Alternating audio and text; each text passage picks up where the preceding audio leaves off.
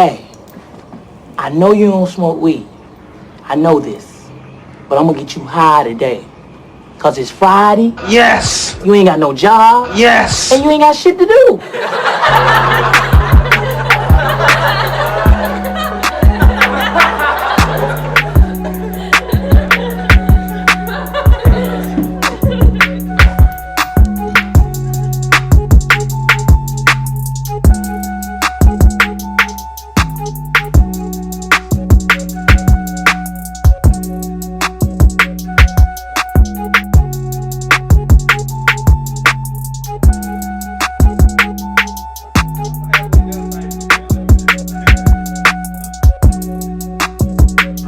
Yeah, we can get on that. I'm going to let the whole track ride.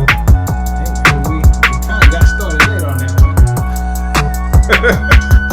one. Let the beat build.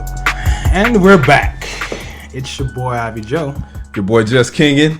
And this is Hot Takes and Half Truth. With a guest D-Hall. Hot takes and half truths. Agreeable goes to disagree. You already know. So I forgot my line. So yeah, she did. Yeah, so I fucked that up, but it's all good. We got a special guest in the building today. Yeah, I was gonna let that come in after we went through everything. Yeah. Probably should have went over there in the production meeting, but hey, it's all good. First time on the mic. It's that wasn't his. That was my fault. It's the first time in-house guest. Yes. So yeah. So as I said, special guest in the building. Drove all the way up from Miramar. Come kick it with his LB. You know. Okay, cool. One of UCF's. 1911 is a good year. I think I saw. Did I see you rated in the top? What was that? Top 25. Top all decade team. All decade team UCF. Oh, was that right? That's right. Played a big part in UCF's victory over UGA. Oh, was that right? Yeah. We've been beating SEC teams. Don't worry about it. We've been beating SEC teams, man. Cool. Ask about us. Let them know. You know what I'm saying? A member of the Omega Psi Phi fraternity incorporated. They weren't Tigers. The Faux Dog. Yes. My LB, Kai Tao Tao's own, Derek Hallman, better known as D Hall or Corporate Q on Instagram and Twitter. There we go. Already. And, make sure you don't be a square. Hit that share, follow, like, love button on IG and Twitter and Facebook, YouTube, and SoundCloud. You can reach us directly at HT Squared Pod on IG, Twitter, Hot Takes Half Truth Podcast on Facebook, SoundCloud, YouTube, and if you really want to be old school, new school, you can email us directly at htsquarepod@gmail.com. Yeah. You know what I'm saying? And you can reach me directly at I am Ivy Joe on IG and Twitter. There you go. Let's get into it, man. Yeah. How y'all feeling? I'm feeling like $1,000,000 fucks. Yes. Let me hold something. Hey, baby. hey, if I got it, you got it. Let me hold something. That, right? Yes. I mean, hold yourself, man. How you feeling? I'm good, man. Coming out a little cold. Little man brought back some other shit from the daycare, but other than that, we still pushing. That's how it's supposed to be, man. Well, fuck that. I don't want it. I don't want that shit. Everybody says it's good for their immune system, but boy, that shit be nuclear. That shit come home, everybody get it, dog. It's crazy. So, but D Hall, what's good with you, man? Man, another day, another 15 cents, yo. All right, well. Came up here to vibe with my dog, get on here, talk a little trash about what's going on in the world. Okay. Oh, really? You gonna talk some trash? Talk. All right, well, we got a couple segments for you that, I gave you the intro with the football, so I picked some subjects that I know you can, with minimal preparation, can lend some insight to, so we'll get into that a little bit later. So I'll give you the rundown how we typically do things. We typically just recap like what we just did, and we move into music. Just a quick overview of if, what you've been listening to, if anything new is out there that, hit the airwaves that you've been vibing with, and then we go into the drink of the week, get lubricated, pause, before we get into the topics and shit. So yes. The drinks really help to liven up the discussion sometimes. Sometimes a little too much. Sometimes. So what the fuck you been listening to? Yes. I should ask you, man. You know, bro, I'm old school, bro. You know, I told you I keep listening to that old school. That's shit, okay. bro. So all right. So how we should do it then is you should bring in the old school vibes, right? Right, I'll bring in the new. What shit I will that I've been say though, listening this over the last like a week or so, that new, I guess it's not really new, but with that Young Thug and Travis and was the baby, all them three. on a tape or Is it song? Highest in the Room? Is that what it is? Highest in the Okay, Room? yeah. The remix of that. Yeah, I don't know, man. I don't know what it is, man. I just know that shit goes kind of hard. And I actually that Chris Brown and Gunna. It's an old song, but I've been listening to that. Okay. Yeah. Constantly. It's the Highest in the Room. Travis did drop he dropped a remix, but he dropped like an album from this group called Jack Boys. So, But I know it's a Thug. He starts the song off. Young Thug, and I think Travis is in it. And Okay. I think the baby in it. I think so. I mean, Okay. it's a pretty hard song. It goes hard. I mean, then my typical shit. My T.I.s, my Lil Rain. You walked in on dedication. yeah. You know what I'm saying? Hey man. Hey, Which man. dedication though? It's 1 and 2. That was 1 and 2. All right. How y'all feel about Roddy Ricch album? That shit. Oh, that shit go hard, man. That was on the last one. Yeah. He put me on the last one. Yeah. I think he's one of the few artists that came out with a complete body of work, where they just like 1 or 2 singles, and then it's like, I'm skip the rest of that. Like it's a bunch of songs that aren't mainstream on the album that Gotcha. I think go pretty hard. Yeah, his shit nice, man. I actually think the last episode I was like, I don't really fuck with these young niggas, man. Yeah. And he was like, no, bro, it kind of go hard, bro. He's like a new age Future. He's like, you can tell he grew up listening to Future. Yeah, he definitely got a West Coast Future, Young Thug kind of vibe about him, but And I didn't realize who he was because like I seen him around like fucking with Mustard and Nipsey.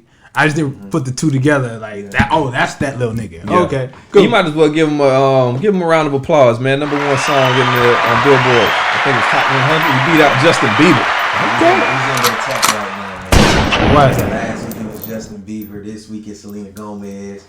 I seen a video earlier. Justin Bieber and Selena Gomez was going to Target to purchase as many of her albums as they could. So they cheat.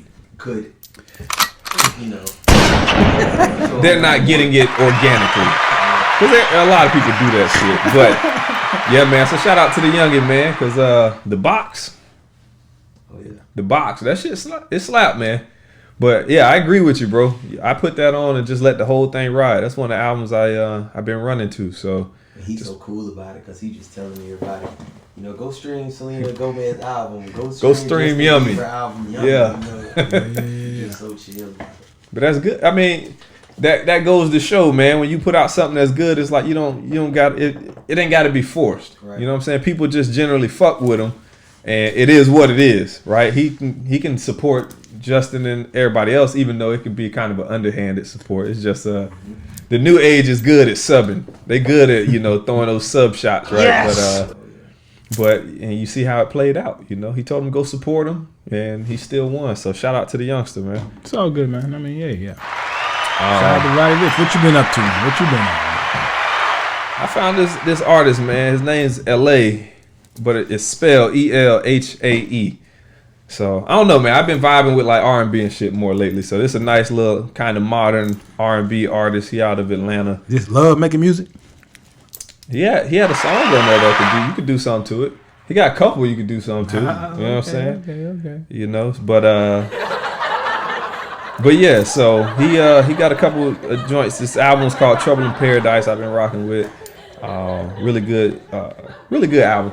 Got a couple collabs with I think what's his name, Rico Love, and a few other folks. He got Big Crit on there. I fuck with Crit. He got Wale on there. I fuck with Wale.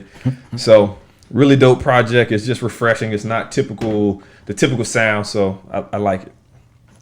And that's that, man. All right, well, it's that time of the day. Guess it's drink of the week. The drink of the week.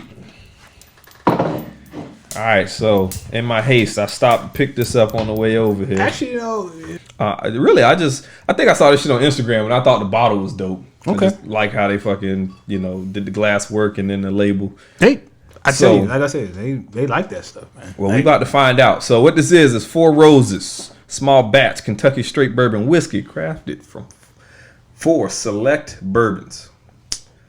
So we're going to get into it. 4 roses. We already tapped the bottle. Yes! So the bottle's been, it's been blessed off. Don't be stingy, nigga. Yes! I'm saying, I don't want to. Hey, man, I may not be going nowhere, bro. It's kind of late. Shit. There you go, dog. Cheers to my dog for joining us all the way from. Is Miramar in Broward or is it in? It's literally a minute from the county line. It's Broward. It's technically Broward, but bro, it's Dade County line is right. Yeah, I don't consider that. You go across the turnpike because I stay by the turnpike. On the other side of the turnpike is Dade. On the north side is Broward. On the south side. Okay. Is Dade. Yeah, because I don't consider that Broward. It's just too far out the way. Like once you start saying Pembroke and Miramar, like nah, that's Miami. I ain't going. Nobody. That's Miami, and I'm not going. So what's up? All right, well, let's go ahead and get into this hubbub. The pretty girl Lori Harvey. Yeah, speaking of roses, yes. Lori's a sniper, man. Yes. She's a sniper. I don't know much about her, man. Steve Harvey's what's the word? I guess he adopted her. That's a stepdaughter. Yeah, but I mean, like she has his last name, so I think that's through adoption, right? You go through the county or whatever the formal process is, and you formally adopt her. Yeah. Is her dad gone? I don't know. Yeah, I've heard a lot of speculation around him, and I don't want to speak on it without really knowing. I get you. Yeah, you got the computer, you got the software is over there. But yeah, so apparently her mom and Steve Harvey have been married for 10 years or so. She's kind of bad too. Yeah. Yes. Yeah. Yeah, the apple didn't fall too far from that tree, boy. But I ain't mad at you, bro. So yeah, I mean she's I'll give a little bit of background. What very little I do know. She's 23. Ooh, she young. Yeah, 23. Steve Harvey's stepdaughter, who he adopted, and she took on his name. Steve Harvey and her mother have been married for, right around 10 years, maybe a little more, maybe a little less. Yeah. And at the ripe young age of 23, what you pulling up over? You pulling up a hit list? No, I told you, I'm trying to see what happened to the father, man. Oh. Usually that's a big deal. Like changing names. Yes. I mean, I heard that he was just a deadbeat. I heard he was dealing something. He got caught up dealing. But I don't like rumors like that around black men. I feel like those could be kind of stereotypical. You know what I mean? I actually met one of his daughters. One of who daughters? Harvey. Yeah, Steve. Oh, I say you should know about the daddy then, nigga. What you talking about? No. Steve. All right. Well, anyway, so she's recently been, parading around with Future, in a way that I think is very unbecoming of Future. You know what I'm saying? Is that right? Yes. Like, talk your shit, young man. I mean, no shit to talk. It's just, I think I said before you hit the record button, this the nigga that gave us, my collection. You know what I'm saying? The same nigga that gave us at the same damn time, Dirty Sprite 2, he's looking kind of Russell Wilson-ish. Ain't nothing wrong with Yes. There is nothing wrong with it, but Future was like Russell got a bad woman, and she is, but she bad too. Yes. Well, I'm not talking about that. I'm just talking about like and she ain't we 23. juxtapose Future to Russell, Well, right? Okay. They are the juxt of each other. Okay, I give you that.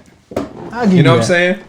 When all the jokes, when people was making the jokes about Russell, we made jokes and it's all in fun, right? He is a good dude. He got a good woman. Okay, we happy for him. Boom. But we gonna get these jokes off, right? It was that he was like, he looked kind of simpish and kind of like a square and all that. And Future was just kind of like the hip, cool dude that he run through him and so forth, so on. Mm-hmm.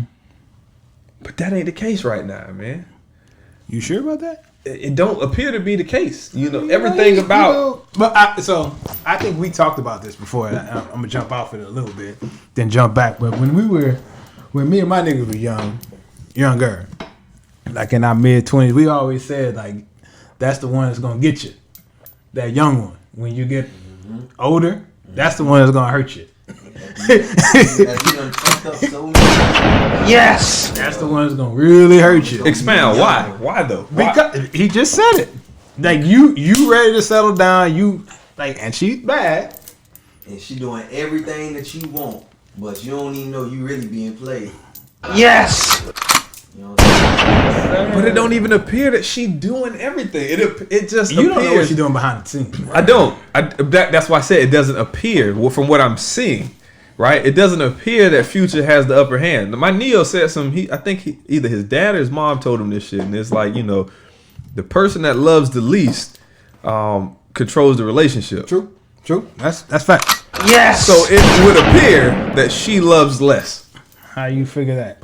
Because she's never the one being affectionate in any of the shit that I'm seeing. And that's why I'm going to tell you why I would say he's on the losing end of this relationship. Okay. You feel me? And I only say that because all the women that we've known Future to date, publicly, that he's had kids from that we know of, were either Instagram models. They had a voice. I'm not saying that Lori doesn't have a voice. She's just very discreet. Okay. You know what I'm saying? Do we know what she sounds like when she talks? Have y'all heard Lori Harvey? Nah, not once. You know what I'm saying? Not once. All the women that he's dated have been very vocal about what was going on, and that's not the case with her. And I think that's what he appreciates. Maybe. Yes. I mean, so, but do you think she's playing him? Do you think there's a ulterior motive going on? I think they both win. I mean, he getting what he want out of her. She getting what she young. She living like she 23, bro. Okay. I don't think Lori Harvey is looking to be married, and I think that's cool with you. Yes. Okay, I get that. I mean, yeah, that may be cool right now. You know what I'm saying? She come from money too. Mm-hmm. That don't hurt. No, I don't. Yeah, I mean that could influence it, right? She don't want for nothing. So, let me keep going. Yeah, but I was just about to. After this, I was gonna be like, "Hey, let's move this mic a little bit." But I mean, no, man. I ain't. Look, man, I ain't tripping, man. I just found the memes funny. You know what I'm saying? Oh yeah. About the baby, about your sugar daddy and this nigga that's on your wish list, trying to be cool with me. I thought that shit was funny. I was like, oh, so she date Future? That's how I found out. I was like, oh. He a part of the collection now. Yeah. That's but I'm saying, dog, how you make that song? Like, god damn, dog. Well, I mean, was it before he made the video too. He had a video too. That was before that, right? It was before. Right? Yeah, but it wasn't that much before. That was like the last album. Still, I mean, was not the last one because the last one was I think at that point she was with Diddy. She was like in Italy with Diddy. Bro, we got to run down her hit list, right? And that, what I found that to be a little more foul, being with Diddy, personally. Foul as what? It looked like it. They was just walking on the beach. I mean, she could have been like updating him on his daily agenda or something.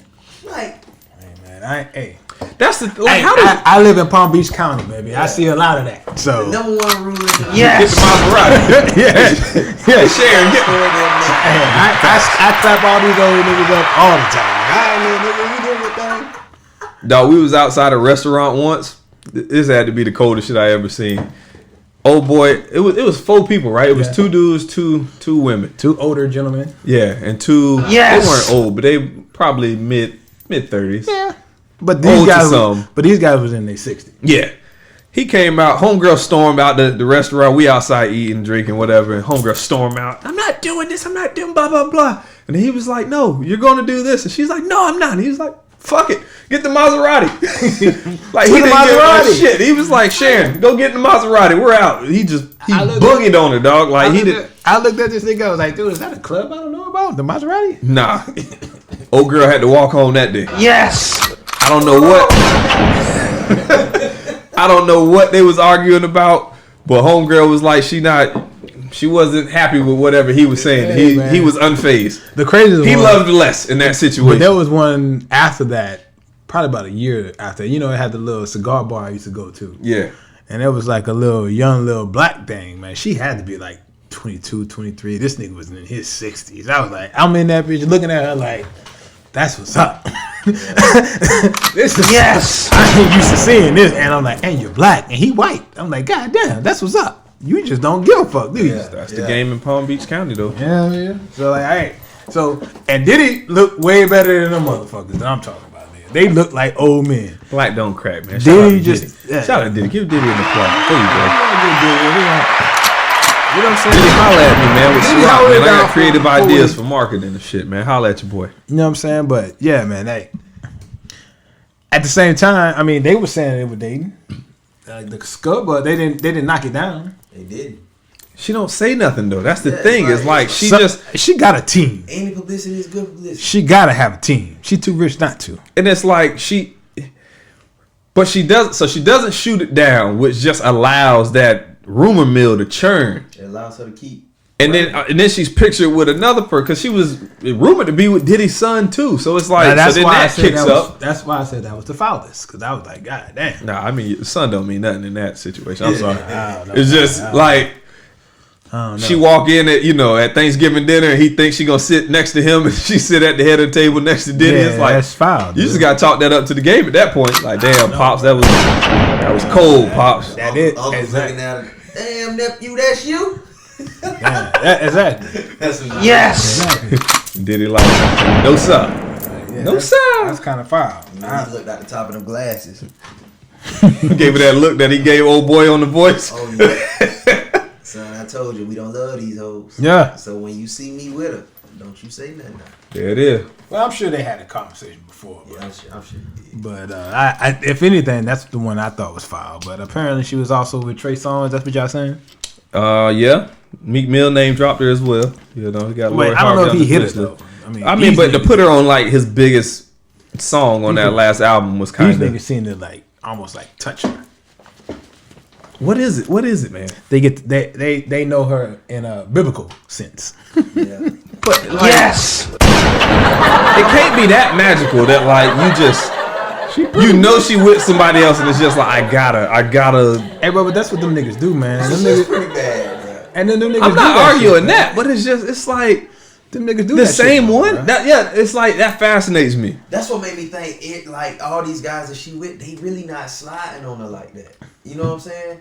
Especially there was a publication where her mom, I did hear her speak once.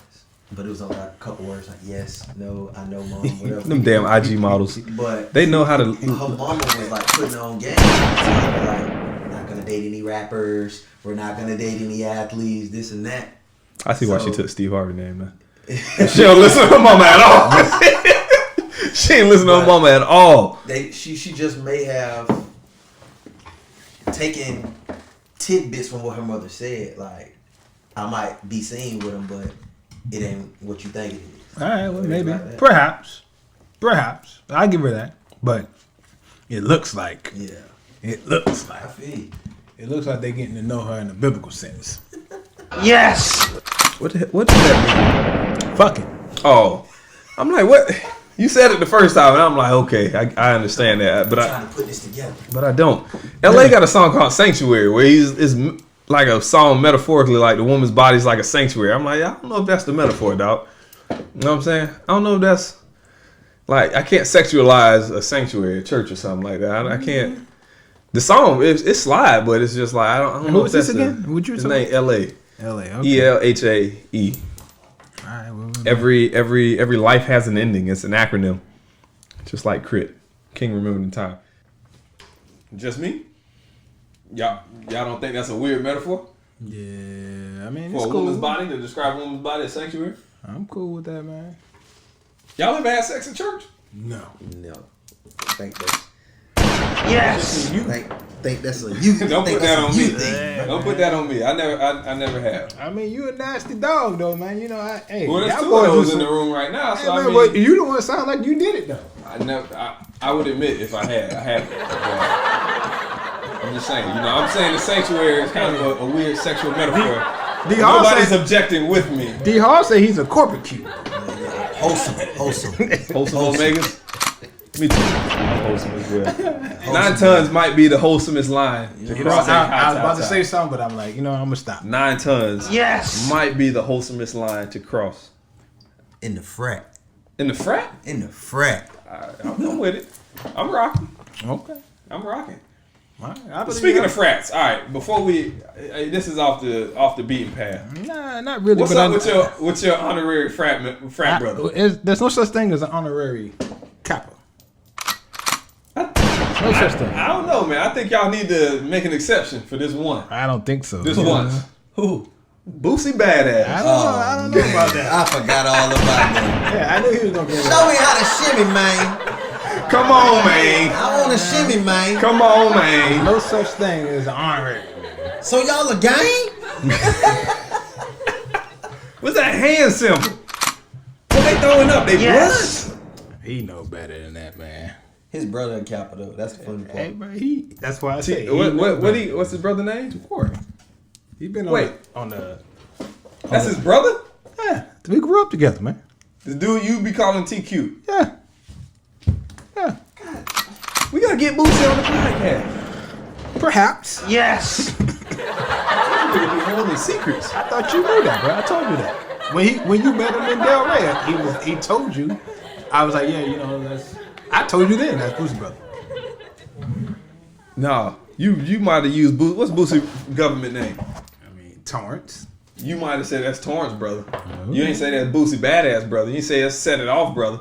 Right, man, I thought you knew Zoom. that. We they say that's Zoom, we definitely brother. said it because I remember the weekend of it. He was like, I may be able to come. This is the dude that was at Rock Burger. You talking about? Yeah, I told you because I told you that weekend, and you was like, I may be able to come. Hit me up because we got out. You was in school that weekend. You was like, I get out. I may be able to come through, and it just so happened you got out and you came through. I thought you knew. I was like, oh yeah, that's my boy. I had no idea. Nah, I was Telling fucking you. hanging out, bitch, as you don't think I do. I hang out, bitch. Heavy. Periodically. Heavy. You know what I'm saying? Yes. I'm going in too early to hang out with you, man. You know what I'm saying? I hang out till 5. I'm old, man. I'm 40. At least till 5. You know what I'm saying? I get in trouble when I hang out. Gotta use the hangout wisely. So what's going on, man? Kappa's gonna let Boosie in or what? Y'all gonna teach my dog how to shimmy? You from the BR. That's a negative. You from the BR. You know how to shimmy. Y'all got a lot in common, bro. I mean, but I keep mine in for homecoming, man. It only comes out for homecoming. You know what I'm saying? I ain't, and you gotta, Watch your ass shimmy next weekend, boy. Doubt it. Watch your shoulders come line next week. I mean, every once in a while, if I feel, if I get the feeling, but I can only guarantee it's coming out for homecoming. Okay. And are you gonna make it this year? Are you gonna make it this year? Yes. We'll see what happens. Here you go. So, D-Hall, are you gonna make it out to Carabana? Oh yeah. Oh, that's happening. We'll be there. That's why I said we'll Yes. see. Yes, sir. Carabana is happening. Okay. I don't know already. I don't remember who was at the crib. Somebody was at the crib trying to tell my girl, like, oh, it's a nice spot where you can go to eat and there's a restaurant here. And I'm like, yeah, that's a great recommendation, bro. But baby, let me tell you, like, no offense. No, she could come. I said, but this is a trip I'm celebrating my 10 years with the bruh. And I said, so, like I said, I'm gonna set it up to where you could bring family, you could bring friends. Like, it's gonna be plenty of whatever for everybody. I said, but I'm with my dogs. And I say, so if my dogs want to go out to eat somewhere, like, unless it's just completely they just too wholesome. You know what I'm saying? I'll be like, all right, I'll kick it with my lady. But other than that, this is a celebration with me and my brothers. You know what I'm saying? And she can come. She's more than welcome to join and partake in the festivities. But it's not that type of trip. We can always go back and go hit all the romantic spots. But yes, I'm there to vibe with my dogs, man. We don't get together too often. I was telling Mu Iota that the other day. I'm like, it's only been so many times that all 9 of us have ever been together at the same time. Who's Mu Iota? Mu Iota. That's the Delta chapter from UCF. Okay. Yeah. Right, gotcha. So I'll let her remain anonymous. Mu Iota is LSU chapter in our shit. They going somewhere for their 10 year coming up pretty soon. I think it's Bali. Is it Bali? I think it's somewhere over there like Bali or the Philippines or something. Who? The same deltas we was talking about. Yeah. Okay, that's what's up. They Man. spring 10. Spring 10. Big Fall then. 10. Yes. But we was fall, As my man summer, would say. spring, fall, summer team. But no, we would not. I would not be teaching anyone to shimmy that hasn't crossed them sands. All right, so you got to get Boosie in on the grad chapter. You got to write his letter. Yeah, he has to, do a bit of studying. All right, here we go. You gotta do a bit of studying. All right. I don't even think my man finished what you need to get into. I think they make exceptions if you're enterprising and, Well, again, You I know. told you about this honorary. All right. I don't know how they do in New Plan, So, all right. So moving on. I got no good segue for this.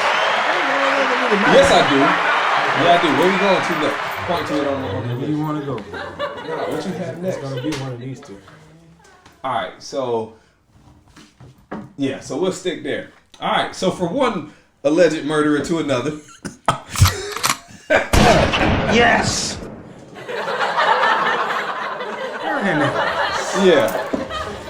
And that nigga was a murderer. Well, I said the alleged for Boosie. Chico was about that action, boss. You know what I'm saying? He was weird. He's a weird dude. Hey, so documentary just came out, Netflix. I think it's Mind of a Killer. Aaron Hernandez. Pretty quick documentary. If y'all haven't seen it, I recommend you do. It's 3 episodes. They're all about an hour, so it's about 3 hours, 3 hours, 15 minutes all in. Well worth it. So it's You it's saw it? boom, boom, boom. Yeah. Good deal. Hey, I'm glad. That shit on You know, Netflix? My man. Yes, you know on what? We're Netflix. gonna that's another one for the corporate team, man. Because I told you didn't even watch one. At any rate, I'm gonna give it to the guests that D Hall kind of started out, but I mean, I guess there's one element that I feel like caused it all. But Yeah, I'll let we you go get ahead. into that because I think I know where you going with that because I think it's one thing that kind of triggered it all as well. Maybe two, but Yeah. one that kind of pushed him over the edge. Yeah. So for those of you that aren't familiar with Aaron Hernandez, we came out of school the same year, 2007, high school. He was the best tight end in the country. I think they actually had him listed as an athlete because he did everything. Yeah, he was Went to Florida, took off right away, enlisted early. Left school early after they won that championship. Yeah, actually, it sounded like Urban kicked him out of school a little Yeah, bit. because Urban advised him, which is He can't come back. yeah, it's like it's not normal. Even unless you have like a first round grade, coaches don't typically advise Well, you. technically, to leave he school. had one. It's just I don't think they were taking into account. His character. Yes. Yeah. Yes. Which if there's any doubt, come back.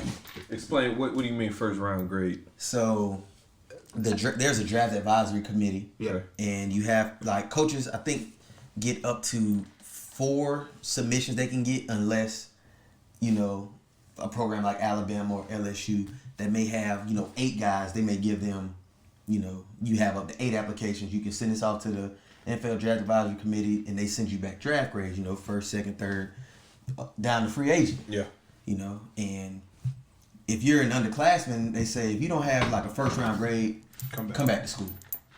And he left early. I mean, if he didn't have all the off the field issues that he had, Yeah, he would have got it. he would have been a first round. He would have Easy. went before Gronk. Yeah. And Gronk went in the second. Yeah. And The same drive. I was talking about Aaron earlier, dog. He was so talented with the ball in his hands, bro. I was like, he was as fucking gutter as he was. Right. So to talk about some of the off the field issues, as soon as he got to school, bro, like you go to a school like Florida, like a 5-star prestigious school, bro. You one of the top recruits in the country. You think everything is given to you. You on scholarship, everything free. They go out to a bar called the Swamp in Gainesville. I'm not familiar with it. Funny thing about it, my boss actually mentioned that bar. Like he was like, I may just like he went there the day of the signing. Day he was like, I may just go to the swamp. I was like, damn. So when I watched it, I was like, damn, that's the boy he was talking about. Jesus. And had 2 drinks at the end of the night. Had 2 drinks. And was gonna walk out. Keep in mind, he was under the age, so He's 18. He was 17. He was 17. He wasn't supposed to get that. Yeah, he was 17 at the time. The manager goes to wave in, the ticket, pay for your drinks. Nothing wrong. This man punches him in the ear, busts the man's eardrum. Yeah. Manager ain't pressed charges, thank God. So that was one thing. Well, honestly, that probably fucked him up because, like, he was like, I get away with this. I get away with anything. That could have put him in his place where you're like, yo, I gotta chill. Yeah. But he got away with that one, and it led to another incident. Which was he got into an altercation. There's something happened while he was in college. Another club. Got into an altercation with some guys at a club. And the thing about it, I feel like it was the same fucking year. Yeah, I believe it was. Because it was before, if I'm not mistaken, it was before he actually started playing. Yeah. Because I don't think he played his freshman year. I don't think he played his freshman year. 2 guys got shot while he was in school. Yes.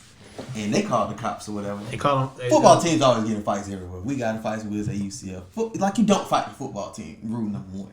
I see nigga get laid out. At the same time, you expect them to get in fights too. Because, like, when someone get a few in them and that situation, you to bust up his girl, he's going to try you.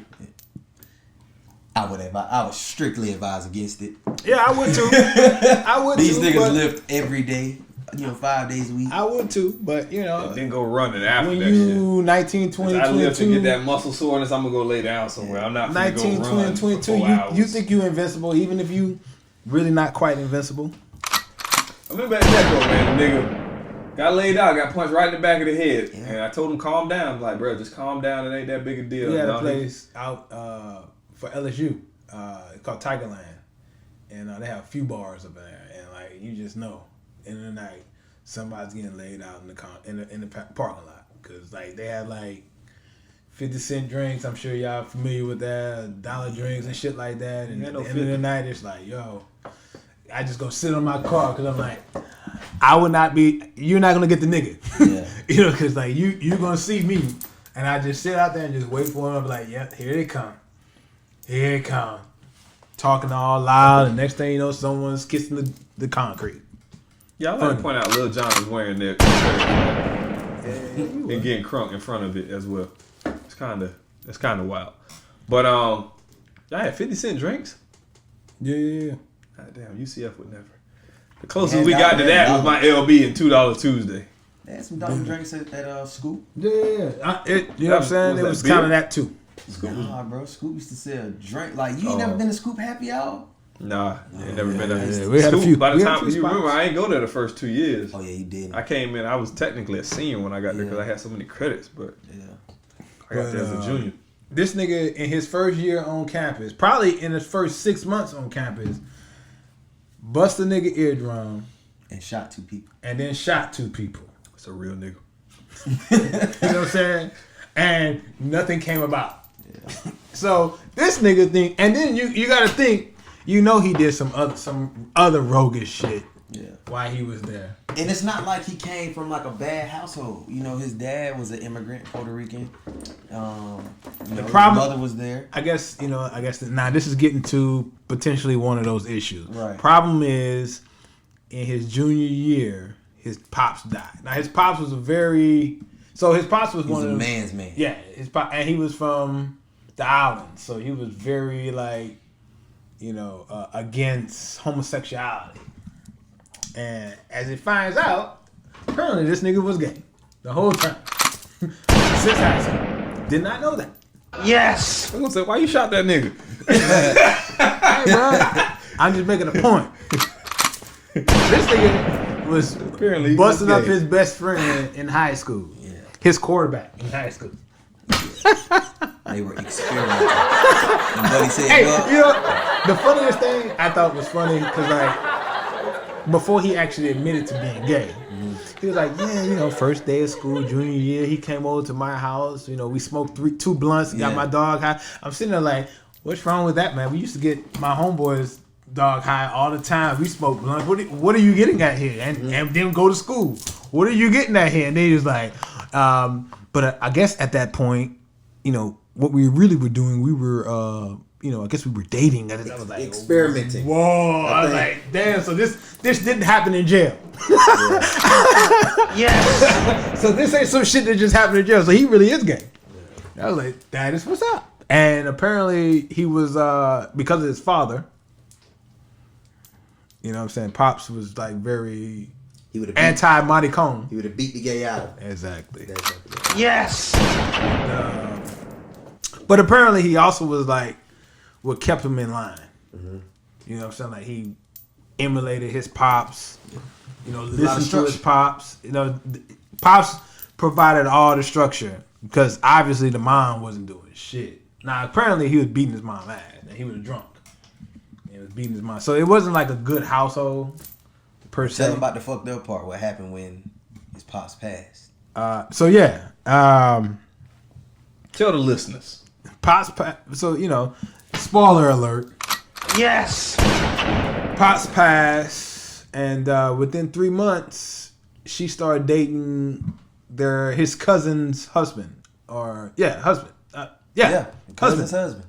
And he wakes up, and this nigga is like going to town. Cooking bacon in his drawers. Exactly. Was the example they used. Okay. You know what that means. My pops just he been probably smashing too, and apparently you know, and they got into it later on in subsequent episodes. He would try to have conversation with his mom, but his mom wasn't trying to have it. You know what I'm saying? What is the appropriate time after somebody passes before somebody should be in your place cooking bacon in their drawers? But I imagine 3 months. Damn! Somebody cooking your cousin's husband. Yeah. I mean that was too. I don't know. That situation is just like that's too messy. I didn't even want to touch that. And then apparently in subsequent episodes he would try to like tell her certain things, but he would say he was doing it to see he was testing her. Yeah, and see if if he would hear from someone else, and apparently he'll hear what he told her. So he was like, I can't trust her. So apparently he was trying to come out. Smart man. And so then what ended up happening is he confided in his cousin, who now she's fucking his husband, her husband now. So now that became his like de facto mother. Everything, yeah. And she was like, and that's where he came into contact with all the ruffians that end up in his life. But you know what I'm saying, she ended up being her and his fiance ended up being the solid ones in his crew. Yes. Both of them she went to jail, and the fiance, she was there at every trial. Yep. And went against her family. Yeah. Like, literally saying the cousin were the only two people that was loyal to him through and through. Dog. Literally, this heifer was on his fiance was on the stand, and why she gotta be a heifer? I'm just listen. I thought we was in support of her. No. This heifer. So he killed her younger sister's boyfriend. The only reason why this nigga knows this nigga is because of those two. Because she's living in a house. She got herself a boyfriend in Boston, so she's able to come down. So they come to the house to kick it with her and the kid. And the guys go downstairs and smoke and watch TV, play game. And the day after or a couple days after, they have like video of her consoling her sister in their house. You know what I'm saying? And on the stand, she's sitting there. They ask her, "Are they close? Are y'all close?" And she say, "We're estranged." Yeah, it's weird. It's like this heifer. She is a down motherfucker. Like, yo, and you throwing your sister under the bus because you see them embracing. You see the love. Yeah. After, because I guess at that point they didn't realize they were on both opposite sides of the fence at that point. But I was like, Jesus. So that's what his trial was for the murder of her. The initial one. Her sister's. Lord. That's what got him life. The initial one. Yeah. That's the one that he got convicted of. Okay. Cause he had, but oddly enough, the summer before, I sort of think it's the other guy. The double murder? The guy with the weird eye. Yeah, you think the double murder is the other guy? I think he did. I kind of feel like he did that one. Cause Who did the it wet wouldn't work? make sense. why not? Because at that point, he's trying to show him loyalty. Like, yo, dude. I mean, and I understand that, but it's like the truck. So what happened is, after the Odin Lord situation happened, he gets arrested, and I guess they were stupid and like talking on the phone, him and the cousin. So that put him on the cousin, and so eventually they went and searched the cousin's house back in Bristol, Connecticut, which is 2 hours away. While they're searching the house, they search a detached garage next to the house, and they find a SUV that they've been looking for 2 years in Boston that was connected to a double homicide from 2 years earlier. How would they burn it?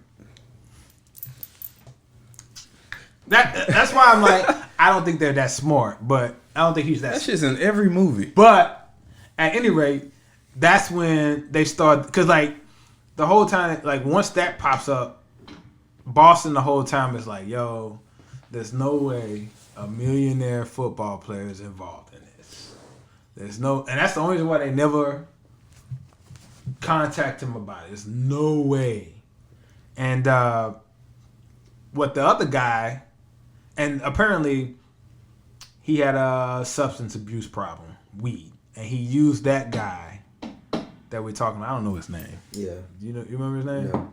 But anyway, he's a scumbag, and he supplied him. He was from his hood, essentially. He's from Bristol, and come down and supply him with weed.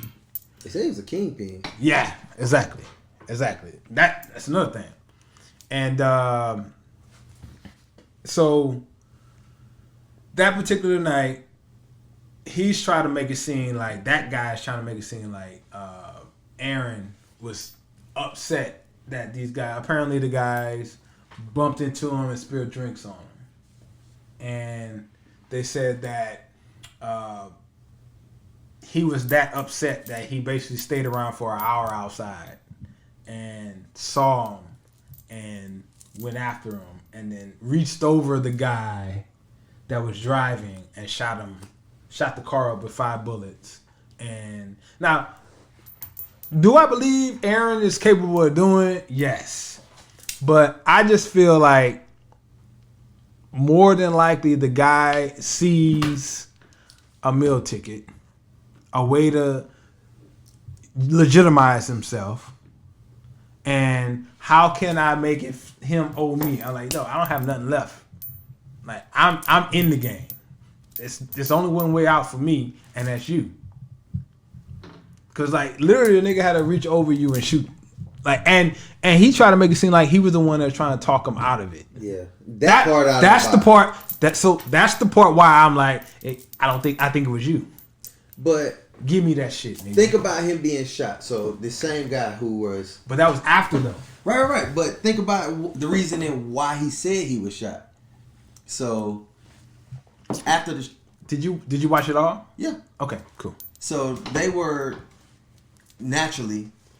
Aaron became extremely paranoid after the shooting incident, right? Mm-hmm. They was down here in Miami at Tootsie's.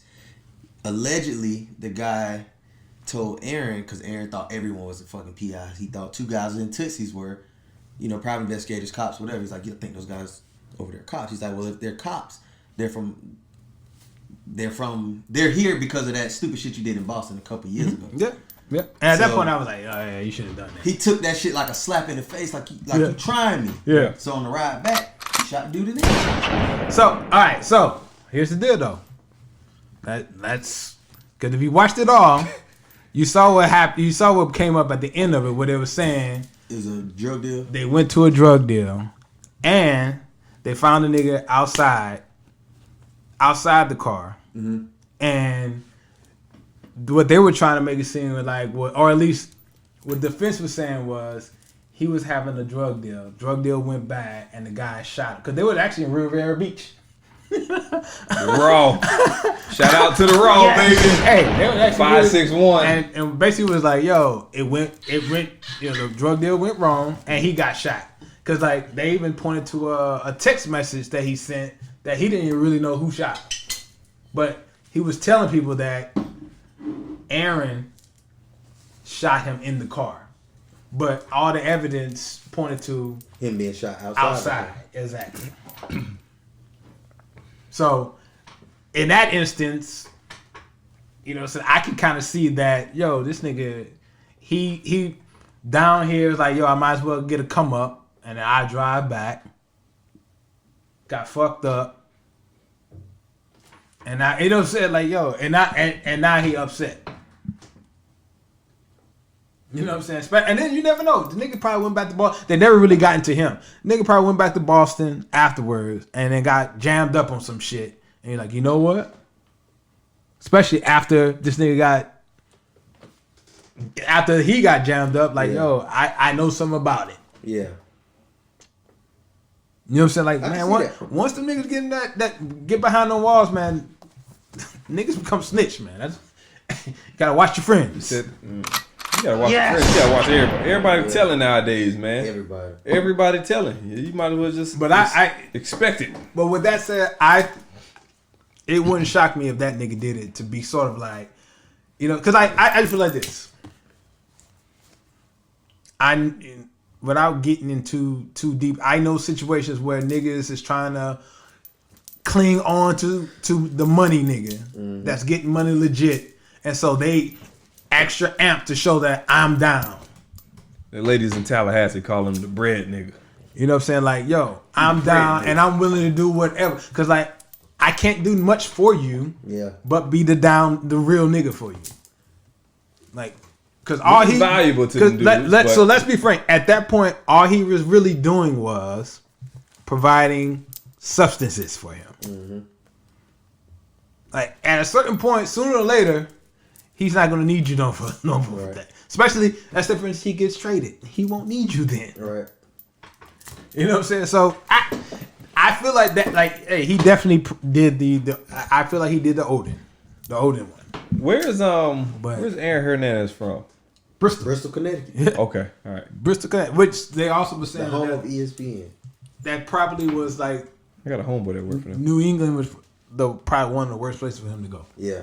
Because it was too close to being home. Yeah. One of his friends, I think the dude Ryan, was saying he wished he could have went to like Seattle, San Francisco, somewhere as far away as possible, to where the people that needed to see him could fly to him, but they weren't able to just jump in the car and drive 2 hours. But his mom ain't shit. His mom ain't shit. Yeah, that was fucked up. His mom ain't shit. His mama told him, I told you to give me $1 million and I'd be set for life. Bitch, I don't even have $40 million. Exactly. See, that's how you know these motherfuckers don't really know how the business works. Exactly. Taxes took half that. Of course not, man. So I ain't got 40, baby. I never had 40. The headline. So when they see you sign a $40-50 million deal, they think you bringing all that back. Give me $1 million, I've been set for life. I was like, and he was like, I ain't never had 40. I was like, yeah, I get you, young nigga. You ain't never had it. You right. That bitch would have been broke 2 years later. Yes. Guaranteed. And strung out on some shit if she already wasn't. You know how that You know what? One thing I found curious about it was he wasn't that close with his older brother. He was initially. I found that curious. I don't know when they drew apart. They kind of said when he went to college. But, I mean, shit, man. Isn't like UConn right there in Bristol? Yeah. I don't understand that. I don't think it's in Bristol, but I don't think it's far away. Like, I think it's in Hartford. Is it Hartford? Yeah. But the thing about it is, it's definitely close because I know Connecticut ain't that but so big. Yeah, you probably drive across the state 2 hours. Because I feel like everyone that works at Bristol lives in Hartford. Yeah. Or at least when they talk about going out, they're going out in Hartford, in Connecticut. So, but yeah, that's the one because he was saying he had no one to turn to, and that's when he turned to his cousin. And then that's when he got around all the shady individuals. Yeah, the less desirables. And his mom wasn't really there. And again, mom was less desirable.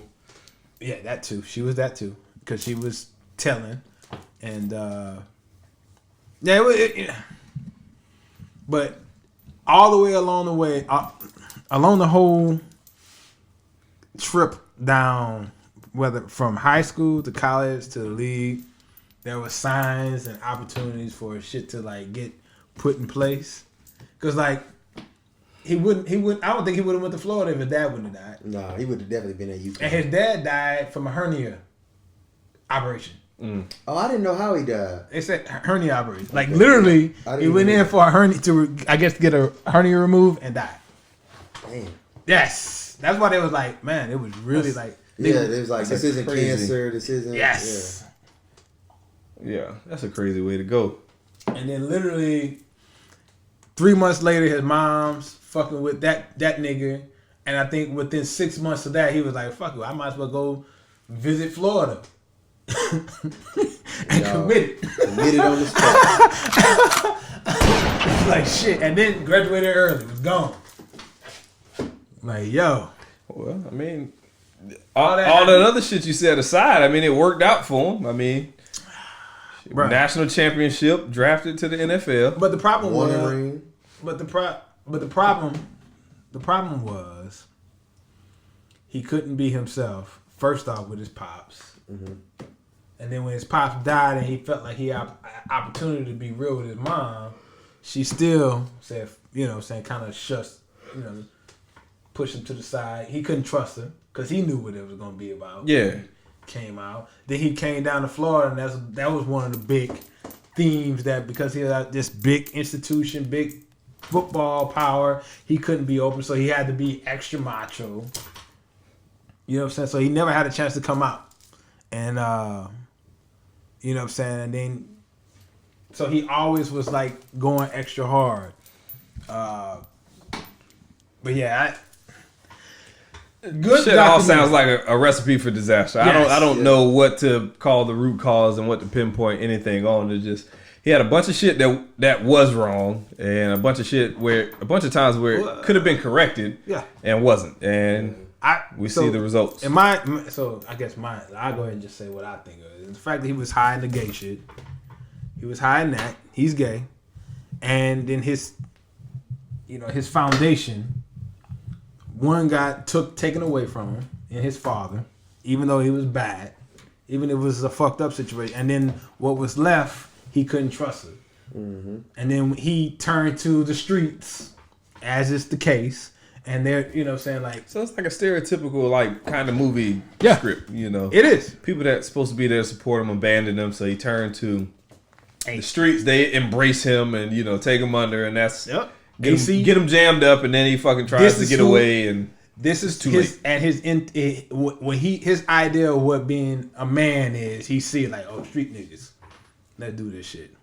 But interesting documentary. I recommend you go ahead and take a look at it, my man. And you have anything left, D-Hall, you want? Nah. All right, well, with that said, because we don't need that nigga for this shit. We'll dive into the NFL playoffs, man.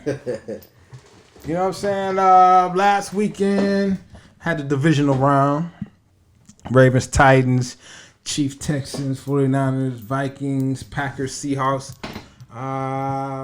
Did anyone, is there any particular game that stuck out to you? Talking about this past weekend? Yeah, past weekend. We're going to start with the past weekend. Okay, man, the past weekend, that Ravens game, man. It hurt. Dude, I was at this little, event, and it was a last-minute thing that I went, and it was in Miami. Actually, it was in Miami. So I was on the phone looking at the score, and the whole time I'm sitting there like, man, they're going to get it. They're going to get it right. Yeah. They're going to get it right. And the whole time I'm just like, bro, don't you fucking do this, Lamar. Yeah, fuck. Yes. Because after my team got out, and I'm a Who Dat. I'm a part of the Who Dat Nation, as you can see. Who Dat, motherfucker. I was like, well, fuck it, man. If, Lamar take it home, I'll be happy for the young man. Mm-hmm. So that one hurt. But I guess I always tell. So my line brother earlier that day was like talking shit. Matter of fact, my back door was talking shit, and he was like, he kind of mentioned he better not choke, and I was like, yo, dude, we don't need any of this bad juju in this bitch, nigga, because you putting out this bad energy, man. Like, I need this nigga. Hey, at this point, he the only one I want to see win. Yeah. And when it started happening, I was like, see, nigga, you put this bad juju out there. Yeah, man. That one stung. He had a good game. He threw for over 300, rushed for another 140, dog. Wow. See, I didn't even know that. I just saw they moved the ball. Like, if you look at where their drives that didn't score ended, they were all like, I think the deepest one was like the 34-yard line of Tennessee. But they had like 7 or 8 drives that ended deep in Tennessee territory, and they either missed the field goal or didn't convert on 4th and 1. And it just sucked because they talked so much shit about Lamar, dog. Yeah. And I just wanted him to win. And then they was waiting for this shit too. Yeah. And they were the most exciting team left. And it's like now, like the Chiefs, they got a good offense, but don't nobody really give a damn about the Chiefs for real. Don't nobody really give a shit about the Titans or the 49ers or the Packers. Like in the Super Bowl here in Miami, and it's just like, okay. You know what I'm saying? My dream scenario would have been LSU in New Orleans and the Saints down here. That would have been like, dog, if the Saints and the Ravens would have made the Super Bowl, do you know how live this Super Bowl would have been? That would have been like a homecoming for Lamar Jackson. Yeah. That would have been like stupid. Like, there have been so many black people down here. Oh my God. Yes. It'd have been crazy. Yeah, I agree with you. I didn't like the shit talking afterwards because it seemed like everybody was praising him. There were a few people that were throughout the season that were kind of, trying to get ahead of the fall off, but it never came. Yeah. So it's like, all right, so he had a fairy tale season. I know he ain't trying to. So he had a fairy tale season, and it's like, to make it to a playoff game and to lose a play. I mean, it happens in the NFL. And that's the difference between like the NFL playoffs and like a hockey or baseball or NBA. Is anything could happen. Yeah. Like matchup. In the NBA, if an 8 go up against a 1 and the 8 get a game, it's like, all right, but you got to beat me out of 7. Yeah. Right? And it's hard to do that shit. But in the NFL, it can literally come down to a fucking play. Yeah. One shot, baby. You know what I'm saying? You got to be on your square every play, every down in the NFL. Yes. Take every opportunity, every chance you could get. Because, again, you botch a field goal and it's like, damn, okay. Now we lost by 2 or we lost by 1 or something like that because we missed a field goal opportunity. A 4th and 1 conversion that should have been an easy conversion. Not an easy one, but I think 4 and 1, it's more in the offensive favor in that instance. They were 100% on the year. Yeah, coming into the game. So who would have thought that would have been the one that they didn't make? Right? Yeah. Who missed their opportunity on that play? Who missed their assignment? There you go. There's the word I'm looking for. Yes. That's why he's here today. You know what I'm saying? Yeah, man. You know what he's talking about. But yeah, man, that was the most disappointing. The Texans did disappoint me on Sunday only just because they were up 24-0. Yeah, but bruh, I'd never counted the Chiefs out. The Texans defense sucked. But still, man, 21 points, bro. You got to pass the sticks and man. Let me tell you the reason why I didn't believe the Texans were going to win. I'm a big fantasy football player. Okay, go ahead. Yeah. Patrick Mahomes hadn't had a breakout game all year long. Mm-hmm. I'm like, dog, he gonna snap. Bro threw 5 touchdowns. Bro, he was the fantasy player. Yes. And I just knew. I'm like, they were down. Like, I think my only rebuttal to that is I didn't think it would happen that fast. Yeah. I think it would have I'm not saying I don't think they couldn't have came back from it. I just don't think it. In my mind, it was like, dude, I literally drove from here to there and got in, and it was like, yo, these motherfuckers about to they going in the beach shot right now, and they're still in the first fucking half. What the fuck happened? Yes, like that, yo, that's some bullshit, dude. Like that. That's coaching, man. That nigga need to be fired. Yes. Like, hey, man. Get him out of here. You ain't doing nothing in Houston, man. Like, yo, bro. He didn't do shit at Penn State. He ain't doing shit there. Get his ass out of there, bro. Like, I don't know what y'all really doing. feel. I don't know what y'all doing, man. You know what I'm saying? Now, granted, I love it when y'all come down to New Orleans and we bust that ass. I appreciate it. But I'm like, yo, man. But at this point, he about 4 or 5 years in now. He deep in there. Like, yo, dude, he ain't doing shit, bro. He ain't doing shit. And every time y'all get into the playoffs, y'all look horrendous. Yeah. Every time. And again, bro, I keep saying this, bro. Motherfuckers was up 24 points, bro. 24 in the first quarter. Got to keep your foot on the gas, dog. And you were down at halftime. How?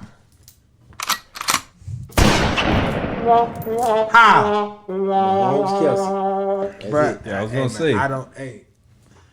I don't believe in them like that, bro. They like, again, if this would have happened over the course of about 2.5 quarters, I give it. But like, literally, dude, you just let these motherfuckers just go down on you. Yeah, this is crazy because you're right. By the end of the first, it's 21-0. Early in the second, 24-0. Literally not from 9:55. Like, I literally. So I was 9 minutes, these niggas. I was at a bar. They said stop playing. Threw 4 of them things on your I was ass. at a bar. I was literally downtown at a bar. Had a drink and I was like, oh, I'm gonna go meet my boy at fucking 123 Dentura. By the time I get to Dentura, these motherfuckers are damn near tired of the game. And I'm like, yo, what? And these motherfuckers going crazy in there. I'm like, yo, how the fuck this happened this quick? I was like, dude, they was just up 24-0.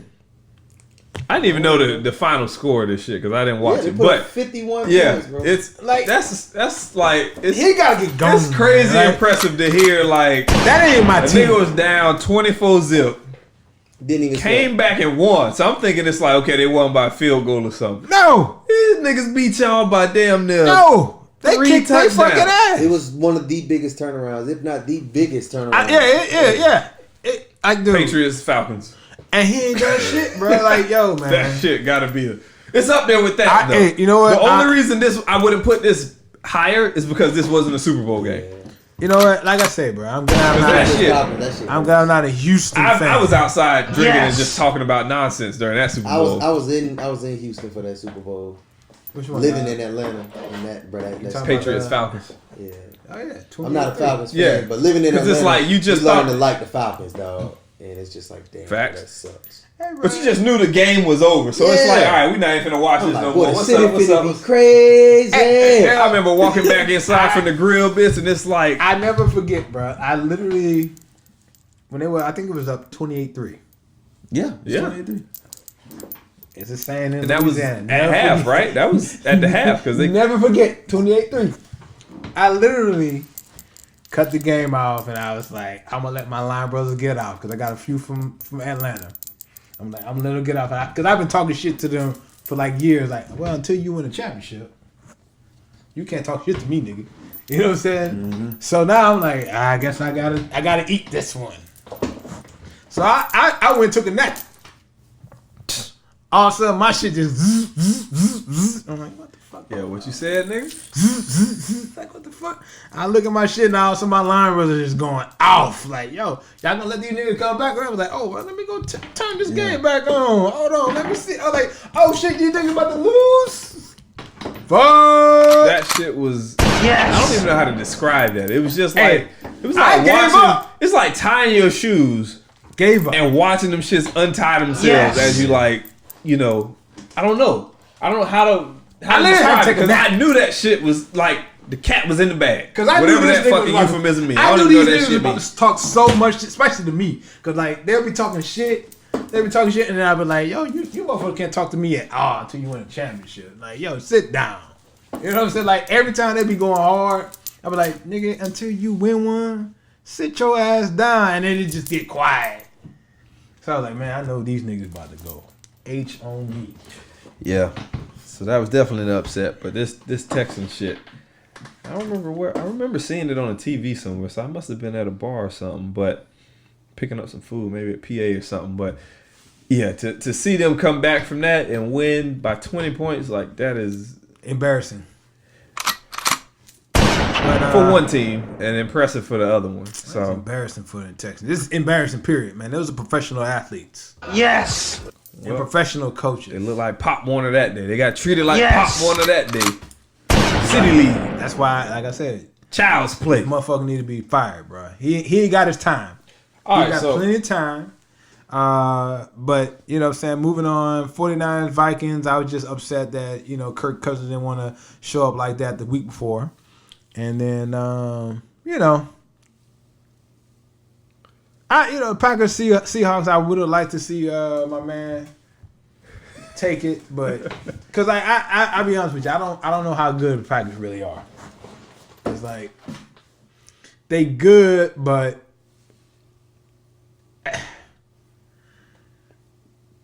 the boy Aaron Rodgers, man, he just ain't been he ain't been what he used to be.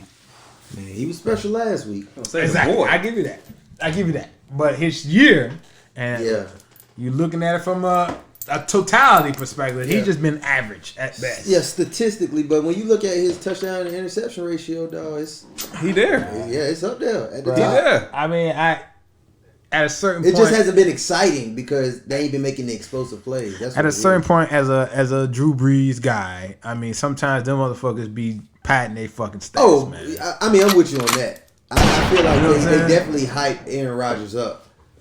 Like way too much. They're hyper aware of that shit. I think Drew Brees is the best quarterback in the NFL, in my opinion.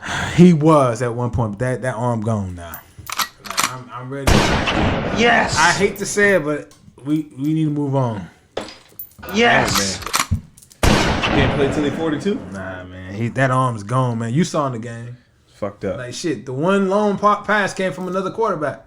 Like, and that's not an accident, man. I've been watching this nigga for the last 3 years. Let me not say he's the best quarterback in the NFL. In the history of the NFL, when they talk about the greats, like you Tom Brady is what he is. Yeah. But he's the most when they go to naming off like the all NFL team, like bro, how do you not put respect on Drew Brees' name, dog? Yeah. You put Dan Marino in there before Drew Brees? Yeah. Like bro, y'all disrespectful, dog. Yeah. I get that. Like Tom Brady is sort of like what we were like LSU, and we'll get to them later. But Tom Brady is sort of like LSU this year. They're just the most accomplished. Like we did the most. Like LSU did the most this year as far as like what they accomplished, who they beat.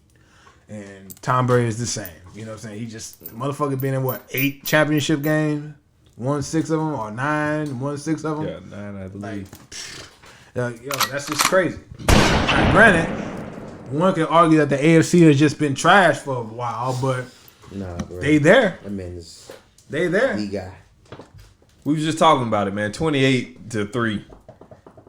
He just locked in, and I would have thought he would have called an Uber or something. Just like, man, fuck it, y'all didn't show up to play. I give it that. You know, the thing that nigga locked the fuck in. I'm not gonna argue with that, but like I said, it's just one of those things where. And that's why I feel like 49ers, I kind of feel like the Packers are going to beat them. Because I feel like that motherfucker is going to do exactly what he did in that game. All right, well. All right, man, we appreciate you coming through, D-Hall, baby. appreciate you stopping through. Hey, before you go, what's your prediction, man? Super Bowl. 49ers Titans. Nobody wants to tackle Derrick Henry, man. Who you think gonna take it? That's a lot of man. Okay. Bro, honestly, I hate to say it, but I think the Titans are. Well, I'm with them. That's Yes. my LP. That's literally my prediction. I actually think we're gonna be around the same. Well, hey, my man, nice meeting you, man. Appreciate you having me over. Already. You know what I'm saying? Oh yeah.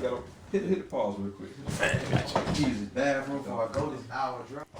With that said, you know, this weekend, championship weekend, 49ers, Packers, Chiefs, Titans. I know you don't really watch much of the NFL version. I don't watch it all, but I still got predictions. But I guess we'll start with the AFC because I don't really fuck with the AFC. What's your prediction, Chiefs, Titans? Titans. Yeah, man. Straight like I think I think the same thing. I think Titans. I feel like I wish your boy D Hall would have been at the state because I would love to go ahead and wax poetically with him. But I feel like the Chiefs are a little weak on the defensive side, and I just feel like a good offense that can keep the ball away from a good offense. An offense that can keep the ball away from a explosive offense is the greatest defense. And I feel like you got a motherfucker that's 6'3", 250 pounds, and like, let's be frank, it's gonna be cold as shit. Derrick Henry. Man, come late third, fourth quarter, them motherfuckers, like, especially if they up, them motherfuckers ain't gonna want to fucking hit that dude, bro. And he gonna want all the fucking smoke. Where's the game at? Kansas City. He gonna want all the smoke, and I just, I think Titans gonna make it an ugly game, a low scoring game, and they're gonna take it. I love to see Mahomes in the championship just because I'm, as a proponent of seeing all blacks win. I love to see him in it, but I feel like the Titans at this point, they're kind of like, Who's the Titans quarterback? Tannehill. Yeah. Ryan Which Tannehill. is crazy. The crazy thing about it, this He motherfucker, was in Miami and didn't do shit. he threw the ball 7 times against the Ravens. Threw the ball 7 times against the Ravens. He scored. He threw the ball, but he a quarterback. I know. You're supposed to throw the ball. Threw it 7 times. You're not really doing much quarterback things, but I would say at the end of the day, I feel like he's the weak link. I feel like he's going to be if they don't win, it's going to be because of him. But if they're able to He threw 8 times. Exactly. I'll be honest with you, man. To keep them honest, I feel like that's how I know they jumped up on the Ravens Urban. I hate to jump back and forth. That's how, because I was at this little event. I almost hit you up, but then when I saw you with the little one, I was like, nah, he ain't gonna be able to come out. But that's how I know they were able to run the ball very effectively all game.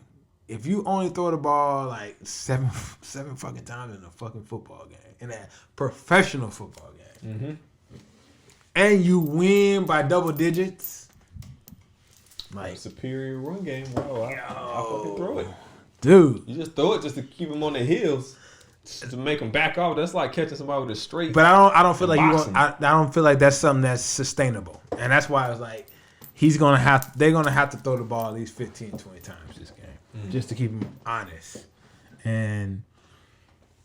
but I'm still gonna roll with the Titans just because I just feel like I don't, and the Chiefs got my man the Honey Badger in their backfield, bro. I just, he's a bad boy, but I just don't think they. I don't think they have enough. I don't think they're gonna do it, man. Okay. What about NFC, man? You got the Packers and Niners. Bro, and my man Regis gonna hate my guts because I prefer to see the 49ers in the championship, but I just feel like the Packers are gonna do it. Okay. For some reason, For some reason, because they got unlimited access to the discount double check. Yes, they do. Honestly, dude, I feel like, man to man, like if you go from 1 to 53, I feel like the 49ers have a better roster. I don't trust their quarterback. I think Jimmy G String is gonna show up sooner or later. Yes. Because they beat their fucking ass already once. Now the 49ers. 49ers have beaten the Packers This year. Beat their ass once. It's hard to beat a team twice. Shout out to the Pats and them Dolphins. And I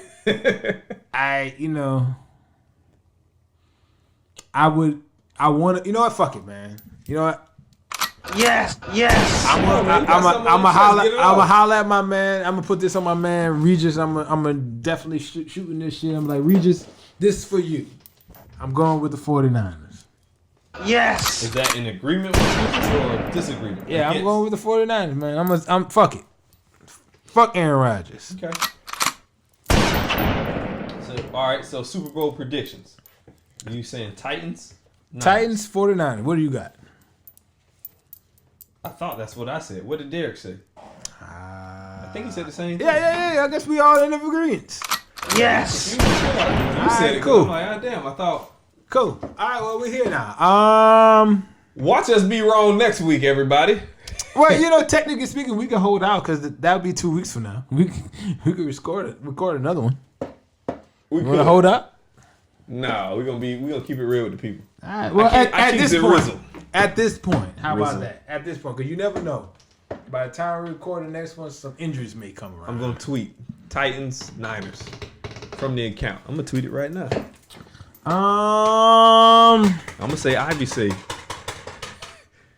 Jecory's still on the fence. If it's 49ers, Titans. Now, granted, if we do record again, next time we record, if it's not Titans, 49ers, that's different. It's Chiefs, Packers. We're gonna have to definitely redo this.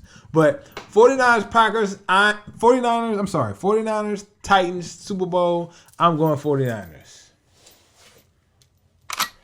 Yes. And that's where we disagree.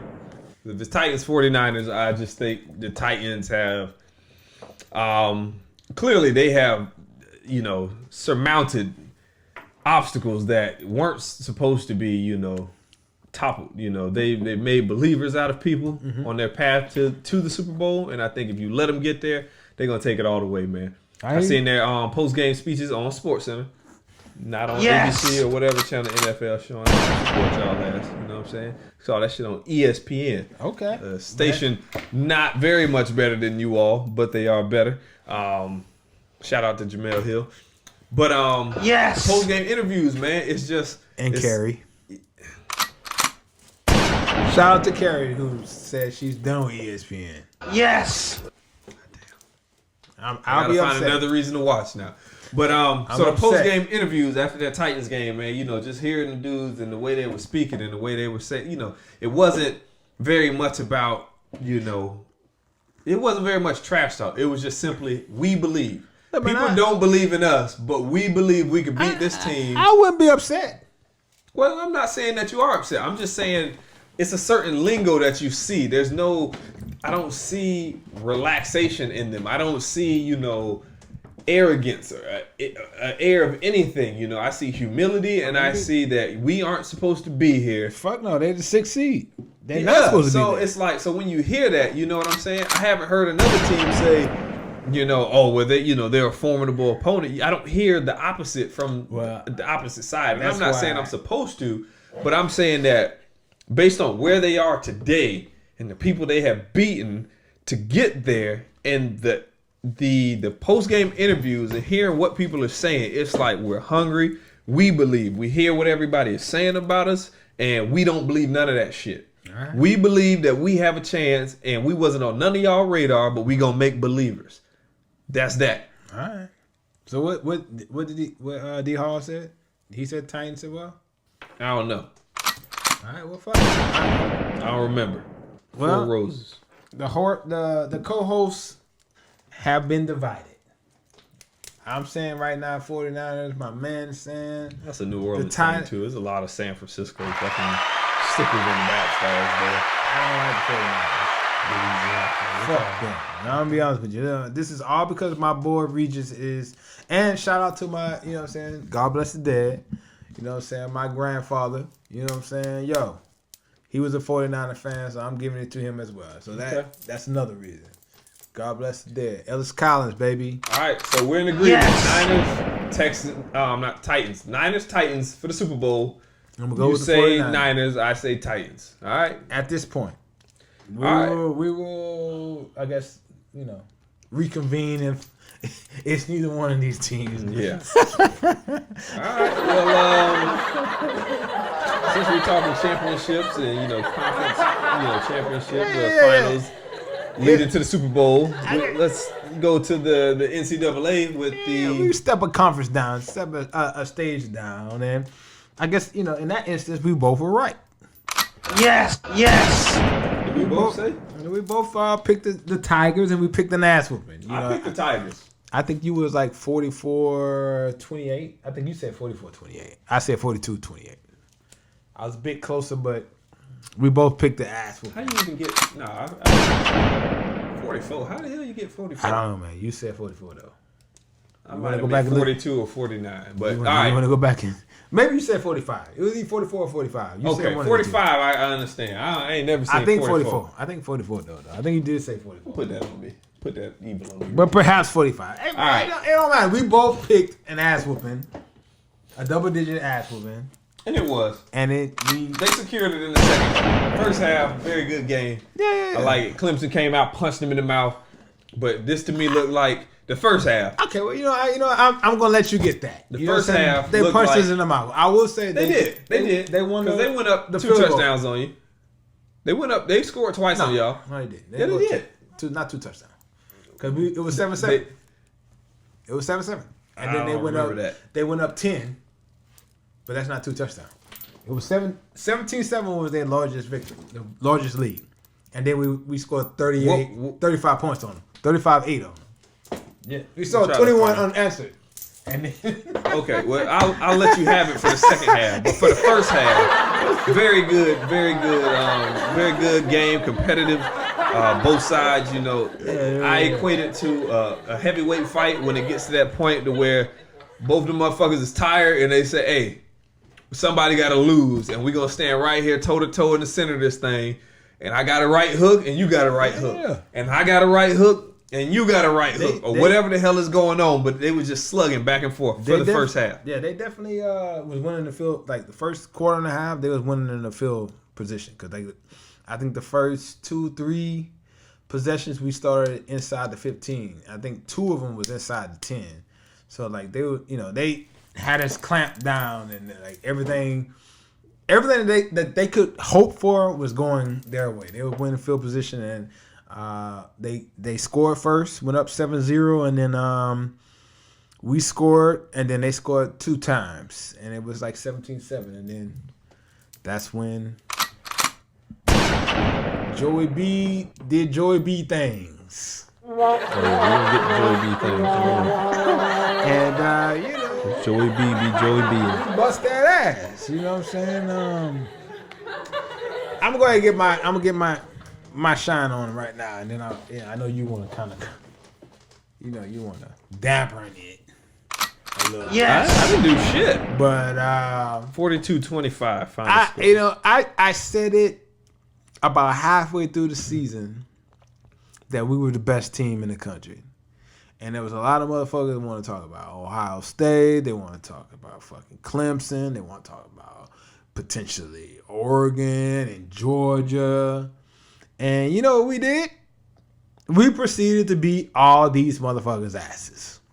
We beat Georgia. We beat Oklahoma. We beat fucking Clemson. And, the thing about it is, I would also say that, even at this point, I would completely agree with anyone that wanted to have the conversation that, and I think we had this conversation last time, that Ohio State is still the better team as far as, like, Clemson. Like, Ohio State did more to lose that game than Clemson did to win, in the sense that one thing we was apprehensive of going into the season was, even if they do spread it out, when it gets hairy, or they're going to revert back to giving it to the running back 3 times and then punting and let the defense win the game. And what we found out early in the year, particularly in Texas, that nope, we're gonna stay aggressive. If it gets hairy, we got the quarterback. We're gonna let them do it. We got the quarterback. We got the wide receivers. We're gonna let them do what they do. And at that point, that's when I knew motherfuckers got problems. Yes. You know what I'm saying? Like, as one of these sports writers called the college football version of the Mongolians, we're coming. Because like we're always there. It was just like every few years though. It's every few years we come out of nowhere and just like wreck shit. Mm-hmm. Yes. We're coming at that point, and that was back in September. I was like, yeah, we about to bust some niggas' ass. Cause like, I'll be honest with you, I got a few homeboys, both line brothers, both frat brothers, one line brother, And I respect their football minds. And I had to be the motherfucking like voice of reason all fucking summer, all fucking fall, all year. I was the voice of reason. They were like, I don't know this. I was like, nah, dude, you ain't paid attention to that last game. Like, yo, like I never forget. It was the Auburn game, and I was like, this is the game that's gonna show us for real, because like we know we're gonna stay aggressive, but these boys have the best defensive line that we're gonna see all year. It's them. This is Clemson last year. They're gonna have 2-3 first rounders and on their front seven. You know what I'm saying? We beat these boys. We handle these boys. It's over with. Cause like no one's gonna be able to drop 7 and 8 and get to us like these boys gonna do. Yep. And after that game, the rest of the week, cause like we played Alabama, we played Georgia. You know what I'm saying? We played Clemson. In the Clemson game, the whole time I'm like, nah, dude. Play Alabama, like I said it on the podcast. Nah, dude. Joe Burrow don't need a clean pocket. He gonna maneuver around. They're pretty good, but he gonna maneuver around. We gonna get shit done. And he did that. So he, they bested the Clemson Tigers. You know, like I said, I think the first half was very competitive. Yeah. I often, when games go that way for the first half, I often think, whoever comes out, after that half, shout out to Falcons, Pats.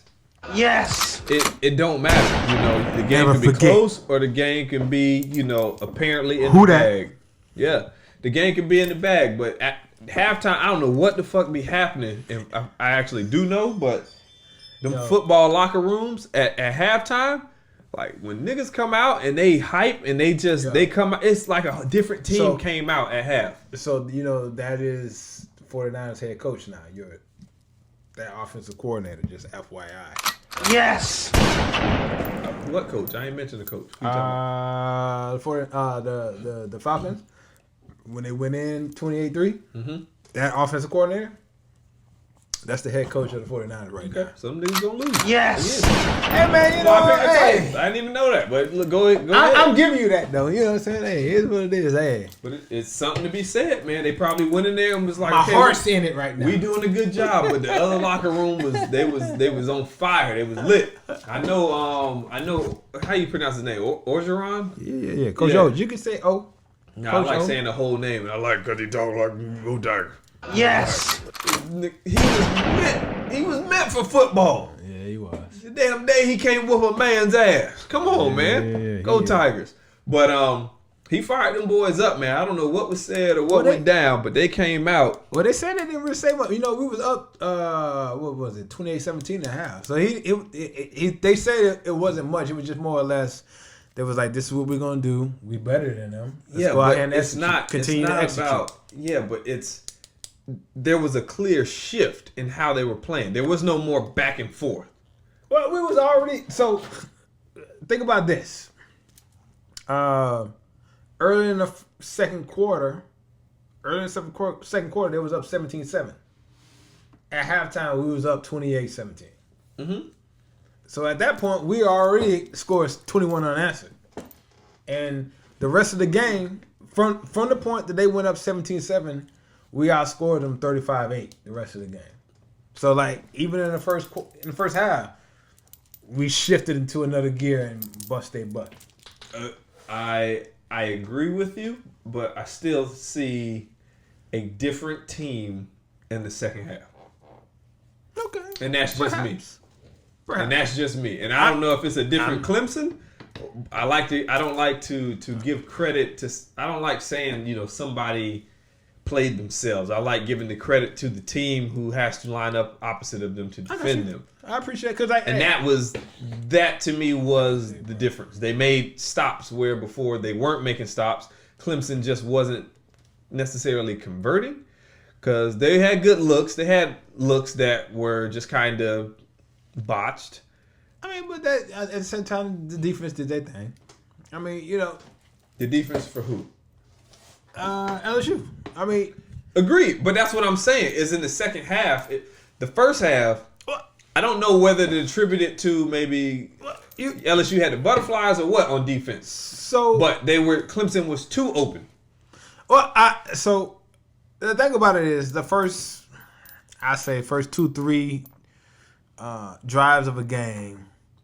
That's when you know, as far as like what the coaches saw in the other team, and they're actually attacking what they think is the weakness.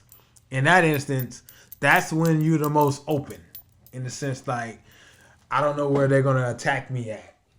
You know what I'm saying? Like, I think I have my defense in a position where we can cover each other, but they had 2 weeks to determine like, oh, if we do this for certain formation, this is going to cause them to defend it in this way, and we can attack it that way. And in that instance, that takes a while for you to be like, oh, that's what, and hopefully you got the coaching staff to do it, but, oh, this is what they're doing.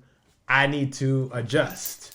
And so they did that, and then you throw in the fact, like I said, they was winning the field position battle the first quarter. First quarter, like I said, the first 3 possessions we had, all of them was inside the 20, and I think the first 2 was inside the 10. So, like, you really constrict an offense's playbook when they're that close to the goal line. You know what I'm saying? Like, they don't want to do too much risky stuff. We go goal line offense, so yeah. But at the same time, you constrict them. And in that instance, that allows the defense to have more options to, like, shut you down. So everything went their way the first quarter. And it led to them being up 17-7.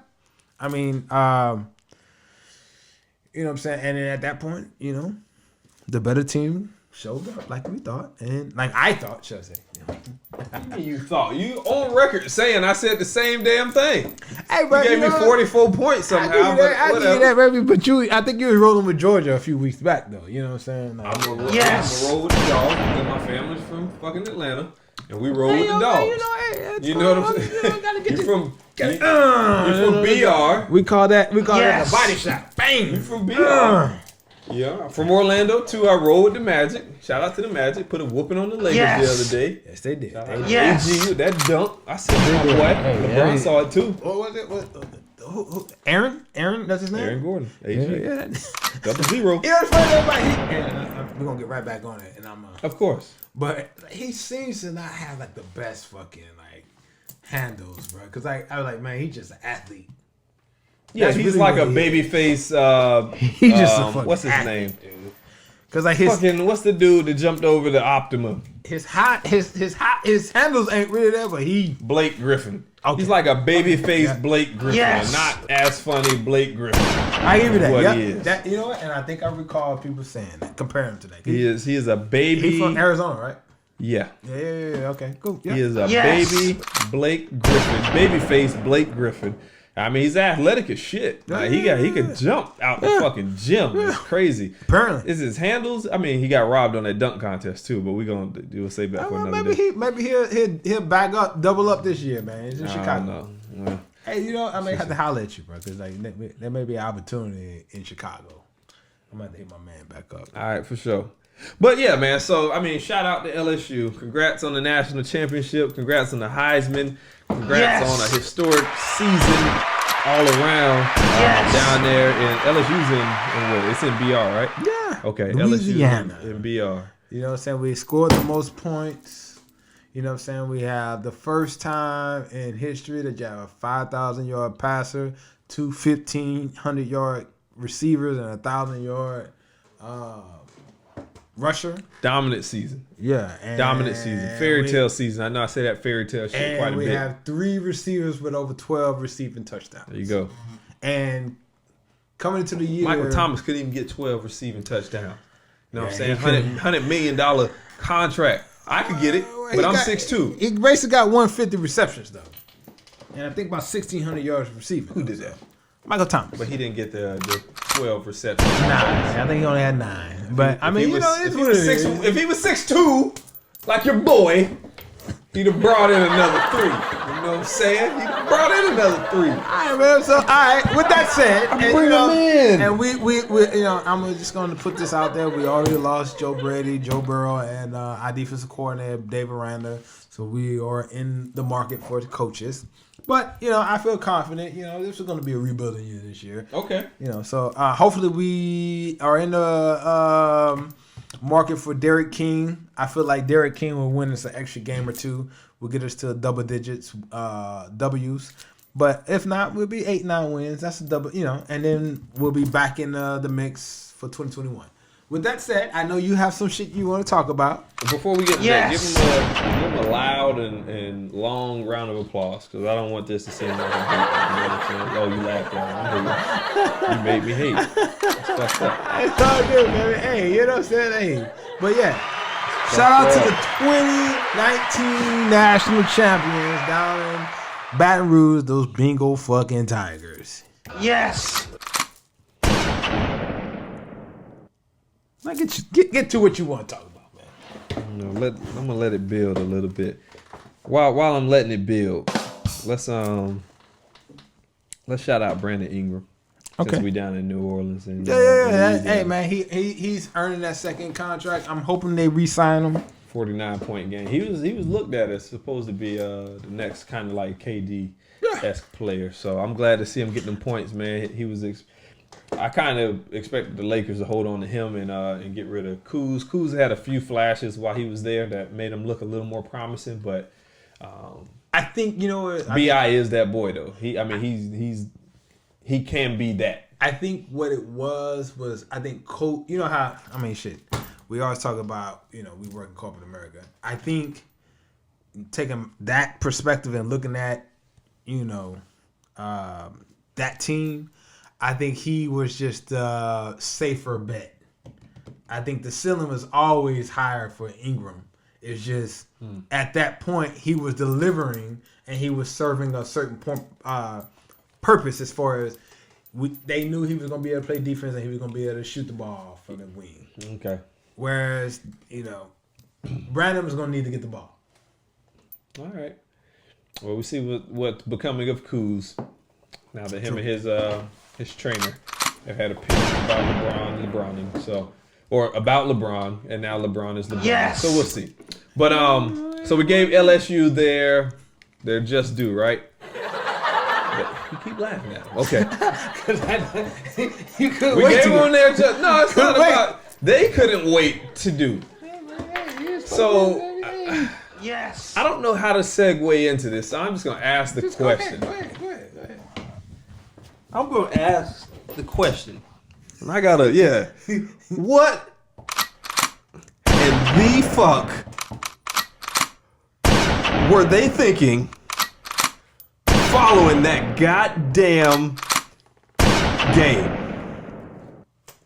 If you don't know what I'm talking about. What are you talking about? Yes.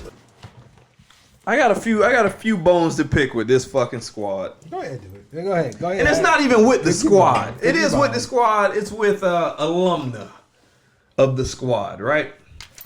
Yes. Immediately following the game, OBJ, Odell Beckham Jr., is videotaped. Really? Is he? Yes. Giving players cash on the field. Are you serious? In their pads. I mean, the field hasn't cleared. The press conference hasn't occurred yet, and he's giving them cash.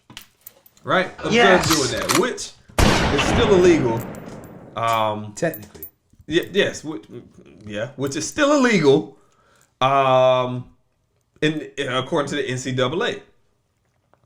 They're coming around, but they haven't came around yet, so it's still illegal. So that's one issue I have. One issue I have is Odell Beckham, you should be smarter. He should be, yeah. You're jamming up players that don't need to be jammed up. Like, you could have been more discreet, but you weren't. That's the first issue. The second issue is All bad. Yes. All bad. That was all bad. I'm not even going to go to an issue. That was all bad. So the point number 2 is I fuck with. Because the school representatives came to save the day. That money was fucking fake. That was novelty money. That was monopoly money. Yes. That wasn't, you know, it was play. Fugazi. Fugazi, yes. Yes. You know what I'm I like saying? that. It I wasn't like that. real money. Fugazi. Why would OBJ do that knowing that is illegal? He wouldn't, because he's an LSU alum. Yes. You know? Why would he jam up We need to get to a point. the 2 minute old college football champions? Okay, yeah. Why would he do that? You right. Right? So officials come out and say that was fake money. You right.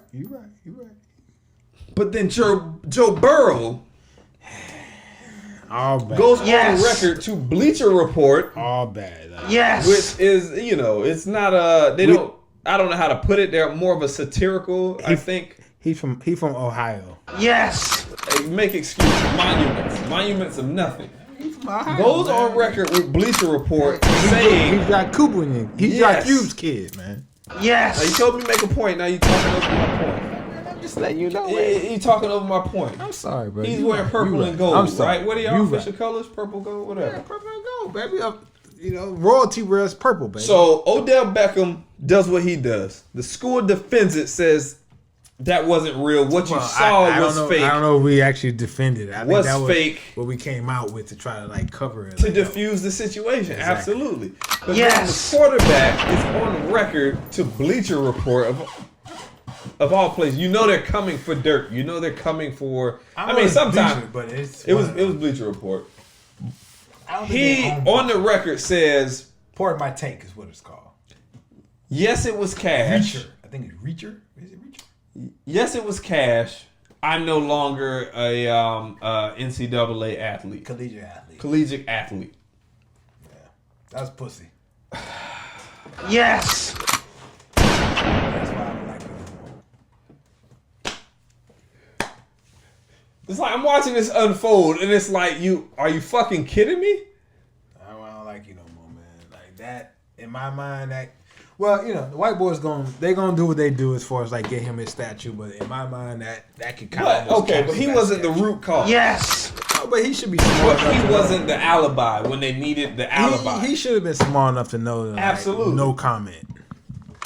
Absolutely. At the very least, Like, no I don't comment. know what you're talking about. What are you referring to? You know what? What's funny is that I knew. You just came into my house and won a championship. We gave you the keys to the car and won a championship, and now you just shit on us.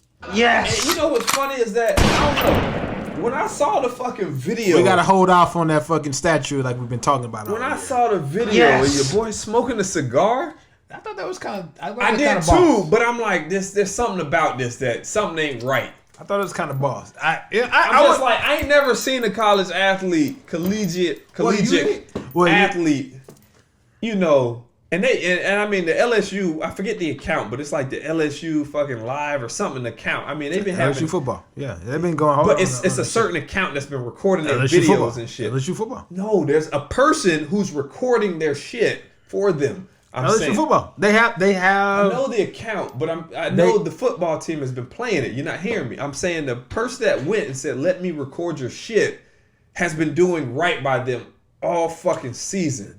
They have the LSU football team has a fucking media team that does that all year. That's who's been doing it. Their media team. I'm trying to say the media team's name, and you keep saying LSU football. Because they're part of the athletic department. They actually is LSU football. but they have a name, and it's like LSU Live or something like that. No, Is what it literally is. I'm not trying. I'm not, you telling me what I see. I know we keep trying. Okay, I know you keep saying I fuck with you about like talking over you, but I'm literally telling you that's their media team. I'm not saying it is it's the team. not. I'm saying there's an account that is just them. LSU football. They've been doing really good videos for them. I'm not fucking over you though. I'm telling you the truth. I'm not saying you are. I'm just trying to get to the account and not double back on who usually shows the video. I'm trying to give credit to the source. But they've been doing really good fucking videos. And that video with the cigar, I'm like, yo, this is fucking iconic. Yes. I'm like, this is Yes. iconic. I don't recall anybody in the history of And keep in mind, NCAA football or basketball. Inside of a dome, so that is totally like illegal. Yes. I don't recall anybody firing up a fucking cigar and just like. Well, I would say this. I'm gonna let you get back to this. So this is why we can't stand Auburn. 1999, they fucking smoke cigars on our fields. That's why we want to kick their ass every fucking year. Yes. So it has happened. It just we've been on the other end of it before. So FYI. Fuck y'all. Yes. But alas, that fucking iconic video.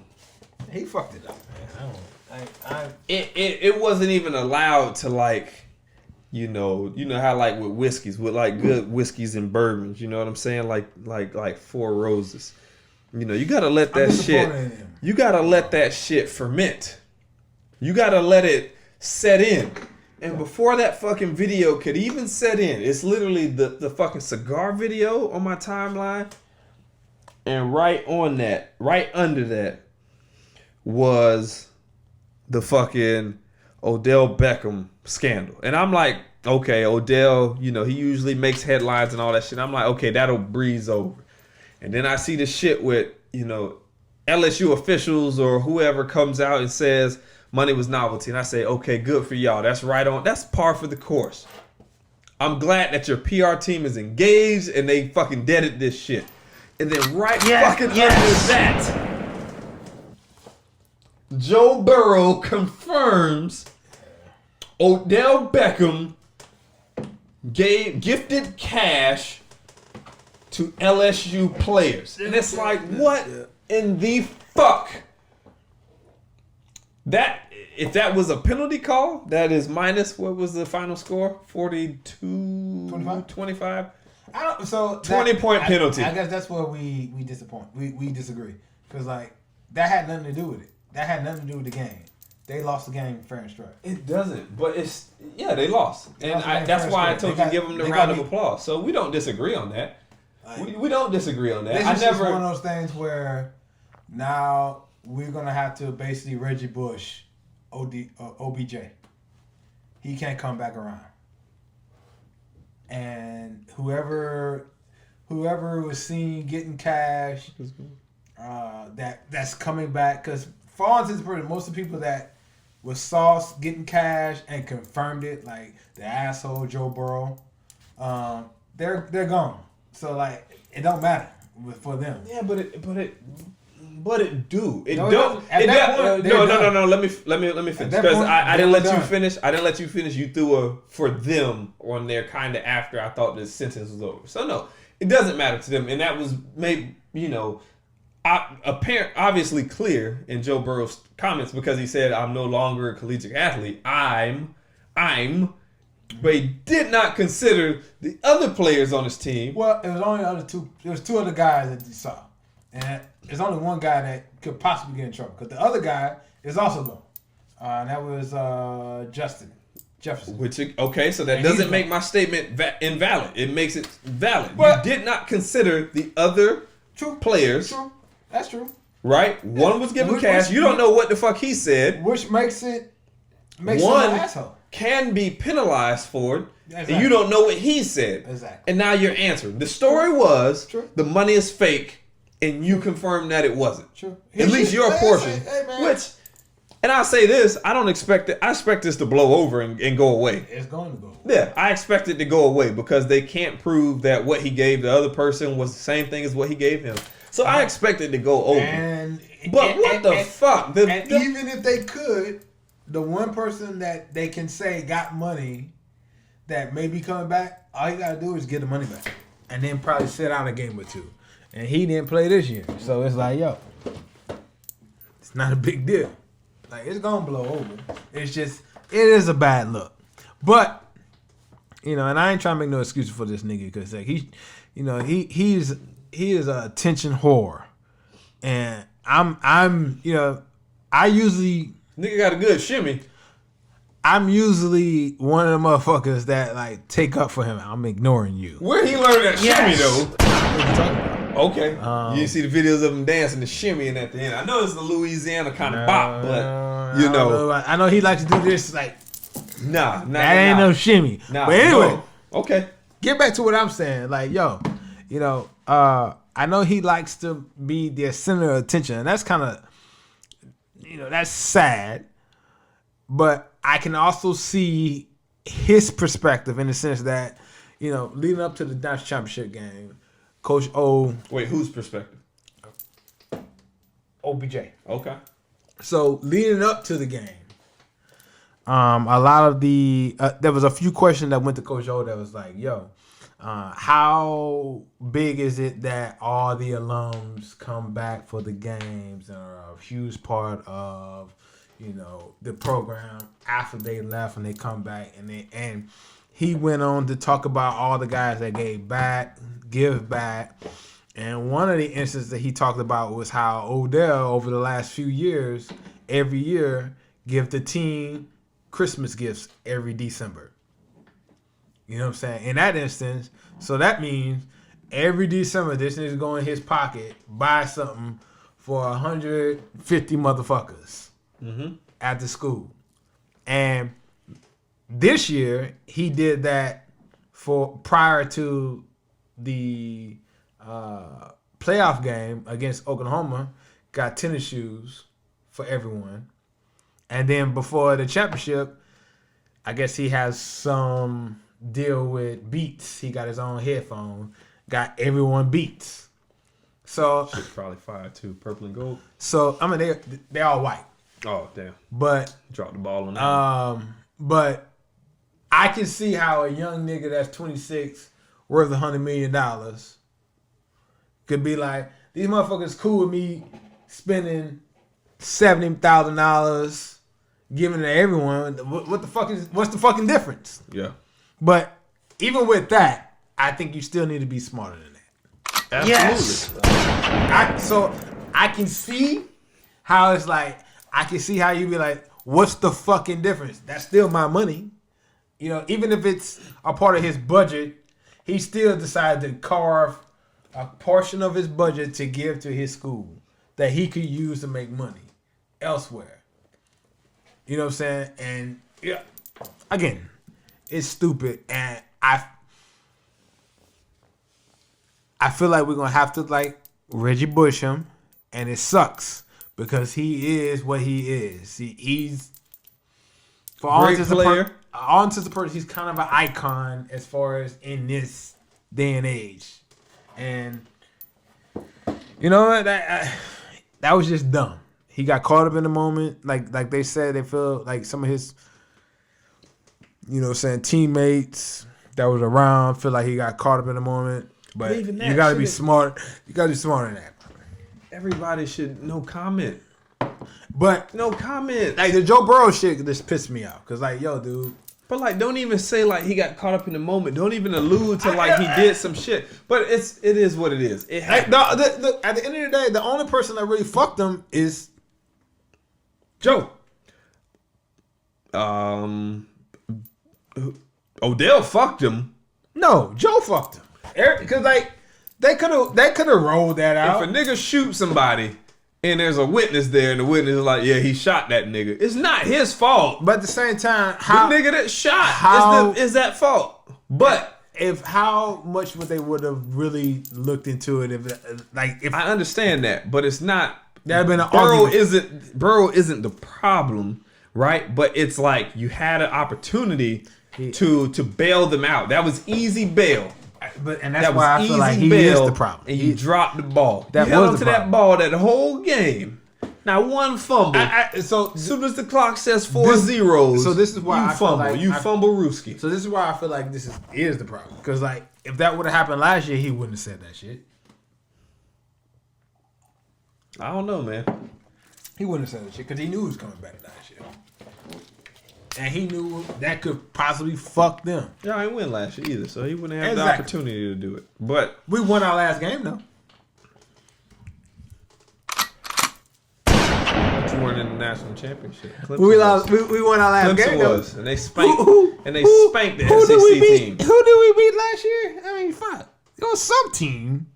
There was some team that shouldn't have even been there, but they were there. Yeah, it was but they were there. That shouldn't have been there. Should have been playing the SEC team. How many points? Wait. Watch how I spin this in a positive. How much did you beat us by? How much did you beat us by? How much did we beat you? But we beat you though? Yeah, but answer my question. Answer my question. So I can get. Just let me plug my team. How much did y'all beat us by? Plug your team, but. Who was trying to show they was worth to be there? I love how we know we deserve to be there. I love how people that you who ask a simple question and they won't answer it. Who was trying to show that they deserve to be there? And we deserve to be there. Okay, you're right. And as far as I'm concerned, we beat all the people to get there, so we deserve to be there as well. As I recall, UCF lost to LSU, Louisiana State University Tigers by 3 points. How much did Clemson lose to LSU by? Yeah. It was a lot healthier. Okay. Okay. I know. All the excuses and all the roster changes. No excuses. We beat both of y'all. You did. But again, my point isn't against that. It's I could argue that we competed. I love you, man. I love you. Yes. That we competed even though we're not on that stage. And we still competed. So I digress, though. The point being is that he didn't have the opportunity to say it the year before because he wasn't on that stage. And this year, when on that stage, he dropped the fucking ball. Exactly. So if I had a fucking fart noise or play the womp womp womp womp. There you go. So LSU, you get an applause. I never, I never take anything back from the winners. I always, like I said earlier, I never look at, the losers beating themselves. This was, LSU stepped up in that game. They stepped up like they've been stepping up all year. Yes, we did. I will say that. They had plenty of opportunities where teams like Auburn have come in and been the underdog and punched dynasties like Alabama in the mouth. Can I step in Georgia? No, let me get my monologue off real quick. Let me get my monologue off, right? Where you've had dynasties like Alabama, UGA, who face teams like Auburn and Auburn really, I mean, you mentioned this. Auburn is that's a team that kind of shows you what you're made of because one, they're not given this platform like Alabama, which is like, okay, it's Alabama. They're going to do this. They're going to do that. So you got to show up for fucking Auburn. And LSU showed up during that fucking game and they didn't let up on the gas. They did that all year, right? They did it in the playoff games. They did it in the final game, right? Or in the championship game. So that is well deserved by them. So hats off to them. Congratulations on your national championship, on your Heisman Trophy, on all the records broken. Truly historic year. Congratulations. I don't know which fucking button. I think it's this one. I'm gonna let that let that build. But and not even a but. But on the back end of it, learn the lesson from this is that, stay away from the fuck shit, whether it be, I understand Odell's relationship, D Hall was here earlier. When we go back to UCF, he is he's treated like royalty, he get me and my nephew down on the field during the games, meet the players, all that shit. But the fuck shit, man, that shit has to stay away from the team because it adds a blemish. It adds, it doesn't blemish the win. It takes nothing away from the game, but it just brings an unnecessary fucking controversy to an otherwise perfect season. Yes, it was perfect. And then you got, you put players like fucking Burrow in a position to, do some fuck shit like what he did, and it's just like, what the fuck happened? Like, I'm looking at the team like this was this great team. They just meshed well. They fucking executed. Everything was perfect. And then I'm not this and I fucking, he gave it to me. And it's like, if he would have gave it to 10 other people that would have been on the team, you just threw them under the fucking bus because of your own personal situation, which shows me that maybe you aren't as tight a group as I thought you were. What? Or maybe you just had ulterior motives the whole time. The thing about it is, I never really felt like they were that tight. And maybe I went for the okie doke. Only because earlier in the year. So the thing about it is this: if you got a great quarterback, you're gonna acquiesce to them, especially if he's in the league. Like they said, as long as you delivering like Aaron Hernandez, they're not gonna like really question what you're doing outside of the team. We're gonna fucking cover. Because like there was a couple times where early in the year there was like they would ask questions about Joe and like the receiver was like, oh, well, you know, Joe's older. He does this, that, and the third. So basically, just crazy. He really don't really hang out with y'all. But they did what they needed to do in the practice field outside of practice to get on the same page in the game. You know what I'm saying? In that instance, he was doing what they needed to do. You know, I don't really feel like they really that close, other than the fact that they were winning so many and they done what they did. Yep. You know what I'm saying? But you know, at the end of the day, dude, like you can't say that, bro. Like I feel like if he did this at Ohio State, he wouldn't have done that, and that's what kind of pisses me off. You know what I'm saying? If he had done what he did in Louisiana, in Ohio State, he wouldn't have done that. He'd have shut his fucking ass up. You know what I'm saying? And been like, no comment. Because he been saying the right thing all fucking year. Yes. This shit is You know, like a 5-course meal. So that kind of rubbed me the wrong way about him now. You know, and they've been talking about, you know, basically since about the Alabama game, they've been talking like, yo, we win a championship. And he win a Heisman. Statue up next week, right? And it was like, yo, if he do that, I can only put one motherfucker over him, and that's Cam. As far as one season. And that's just because Cam did it with a team that shouldn't have sniffed the fucking national championship. Mm-hmm. Like, we got guys going to the league every year. Like, matter of fact, 10 motherfuckers going to be in the league this year. Like, yo. And then we got about 3 to 5 guys that could go to the league this year that's coming back. I mean, arguably one of the best receivers. I'll say arguably the best receiver in the game. I mean, came from your organization and was also the source of the trouble. So, you know what I'm saying? Like, so at any rate, you know, so in that instance, like, Cam is that nigga, man. Like, Cam's 1 year, that's the only person I'll put over Joe. And I can't even say my guy no more. Man. Yes. Because, like, you can't be that fucking dumb. You 23. You ain't 21, 2021. You ain't dumb. You know that. You know what I'm saying? Like, yo, dude, stay out of it. No comment. Easy. No comment. He had to easy out, and he didn't fucking take it. You've been saying all year how you're so grateful that Coach O and LSU gave you the opportunity to live your fucking dream out, and then you just shit on us on the way out the door. Thank you very fucking much. Yes. I'm sure, you know, the thing about it, I'm sure them white boys are gonna forgive you. I'm not. Like I said, I think all this is gonna get swept under the rug, but it's just I'm not gonna forget it's an that. unfortunate. I'm not gonna forget that. It's but I'm saying the mass, the media and everything, like this shit won't be a headline next. You know, I don't think next month. You know what I'm saying? Like the thing about it is the one thing I would say about OBJ, he a real Louisiana dude. Like he from the soil. This motherfucker from Ohio, bro. He just came for opportunity. You know what I'm saying? Like, it is what it is. And like, I appreciate it. He delivered, but he just dropped the fucking ball. Exactly. I appreciate it. You know what I'm saying? You can make it up.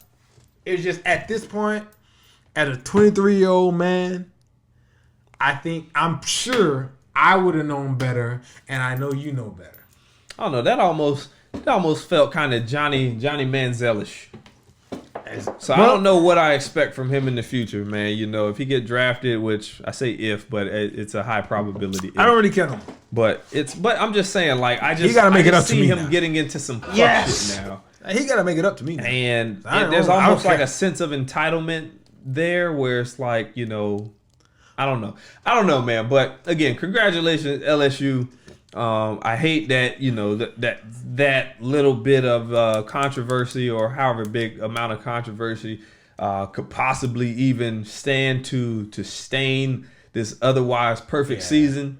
I think it sucks. I think it's unfortunate. You know, I'm kind of disappointed in Odell. I'm disappointed his lack of discretion. I'm disappointed in him because, like, you know, he should have known better. Bro. Yeah. All right. Well, I am disappointed in him for his lack of discretion and just literally.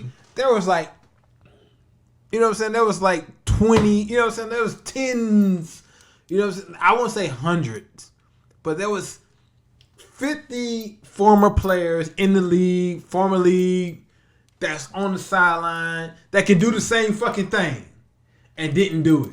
You the only asshole. Yeah, but that did it. It's 50 former players, only maybe one other, and I don't even know where did Ezekiel play at. He at Ohio State. Okay, so Zeke was there. Zeke might have been the only other player that the cameras would have followed on the field to see, like, okay, what's this motherfucker doing? True. OBJ commands the camera, but so he knows the camera is on him. Like Pat P was there. Yeah, but he don't command the camera like he Odell. has that type of bread, though. You know what I'm saying? He can do it. It's not about bread. It's about who is following you with the camera. I think it's a slight bit of that. The fact, so on our sites, when the whole it was fake money came up, that was laughable even on our site, because it was like, oh, the guy that's worth $100 million is walking around with fake money. No, the whole thing is laughable, but you can't prove it wasn't unless the motherfucker says, true. Yeah, it was cash. And it ended up being the fucking Yaku from fucking Ohio. Yes. But the point is, you know, I'm disappointed in the OBJ. I'm disappointed. He should have known better. He knows the camera follows him. He's a media fucking sweetheart. They love him. Yes. He's a very entertaining player. Very I don't know. You know, he's always dancing. He gives off positive energy, dancing, having a good time, except for when he's fucking punching the little kicking the kicker's fucking net, whatever. Other than that, he's fucking great on the camera, and I enjoy it. You know, the antics and shit. But you know they're watching you because they know you're gonna. You can't give them some life. They know they're gonna give you a good. Not only that, but he knew that he was on the fucking He couldn't miss the fucking cameras, dude. He couldn't miss those cameras. Yeah, because they're looking. They were right there. There's a camera. If I called Zoo right now, if I called Zoo would say. Because Zoo used to work for the fucking news station. He was a cameraman. You know, he was a producer. But he also would do part-time camera work for like Magic games and shit like that. Certain people, cameras see, you're on this guy. Any reaction this guy gets when LeBron comes into town, I guarantee you there's a camera dedicated to LeBron. It just is what it is. Odell Beckham demands that. Now we're talking in circles now. So I hate that fucking had to stain this victory. It's a small stain. It comes out with a Tide pen. You know what I'm saying? But you know, y'all got to protect yourselves from shit like that in the future. You know what I'm saying? And I hate to say that it's required. I wish Odell would have just had a duffel bag at them boys' locker room and say, "Hey, good win tonight. I got all, you all have something. I don't know where it came from, but congratulations. There's a winner's, gift or whatever the fuck you want to phrase it as. Congrats," and leave it at that. Gift bag. There you go. You know what I'm saying? But it didn't end that way, and I hate it. But I want to end on a good note. Congrats on that victory. Yep. Congrats on that season. Congrats on that Heisman again. Congrats on all the records broken. Congrats, Coach O. Yep. Congrats on the players that's about to get drafted on a fucking historic fucking season. It's one for the history books, truly. One for the history books. And it's going to go down in LSU history, NCAA history. It's going to be a hard fucking streak to beat. But y'all deserve it, man. Congrats. Yeah. So just to recap, LSU scored the most points in NCAA history. Again, they were the first team to have a 5,000 plus passer, 2 1,500-yard receivers, and a 1,000-yard back. They're the first team to have 3 plus 10 receiving touchdown receivers on their team, and we're the first team to win 7 games against top 10 AP teams in a year. That's literally half the fucking team, half their fucking schedule. They played against top 10 teams. They're the first team to beat all 4 of the top 4 in the preseason top AP top 4. They're the first team to beat those. And man, they're arguably one of the best teams ever.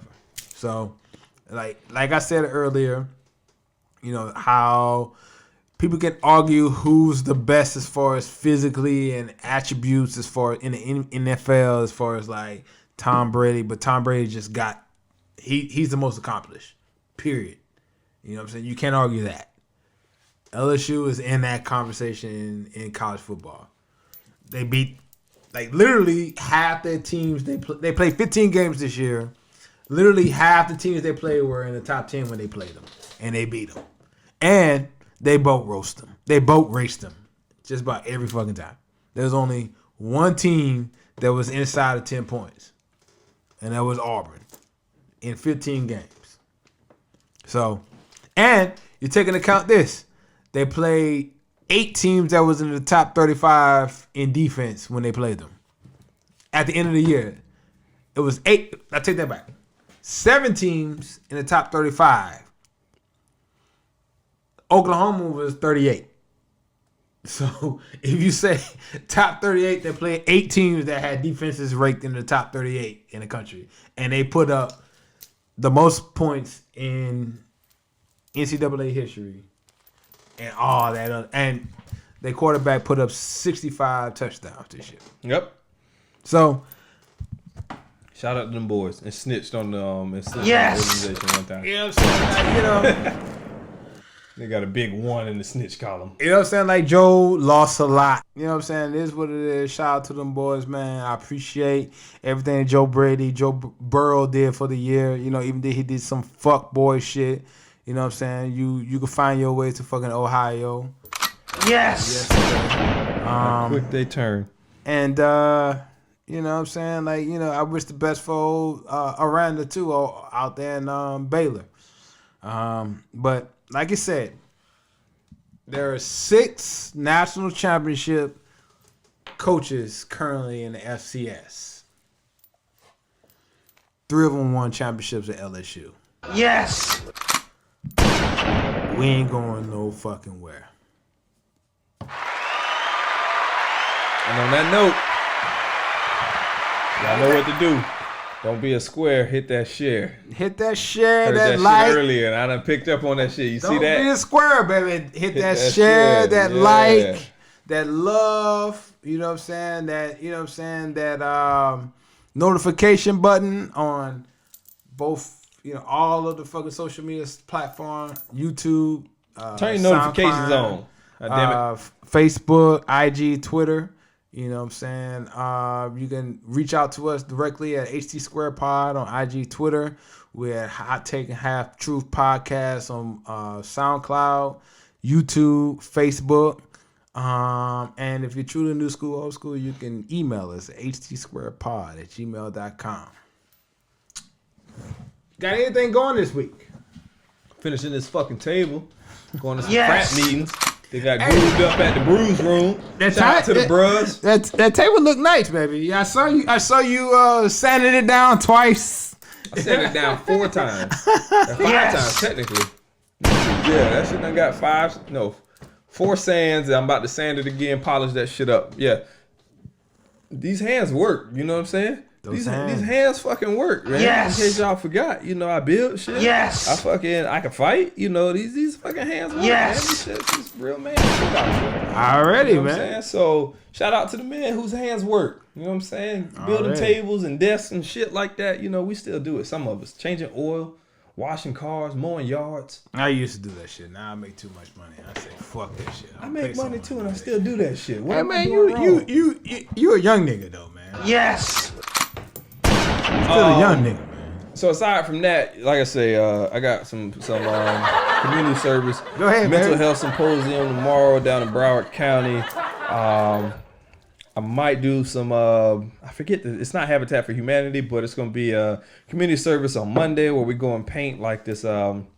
It's like a assisted living property for the old folks and whatever. So we paint that building. I get all the details. I just sign up for shit. I like doing shit like that, helping out. So I'm gonna be there on Monday, frat meeting Sunday. Shout out to everybody in the half a stack run challenge that I started. For those that don't know what that is, we're trying to run 500 miles in a year. Shout out to my Deuce Club.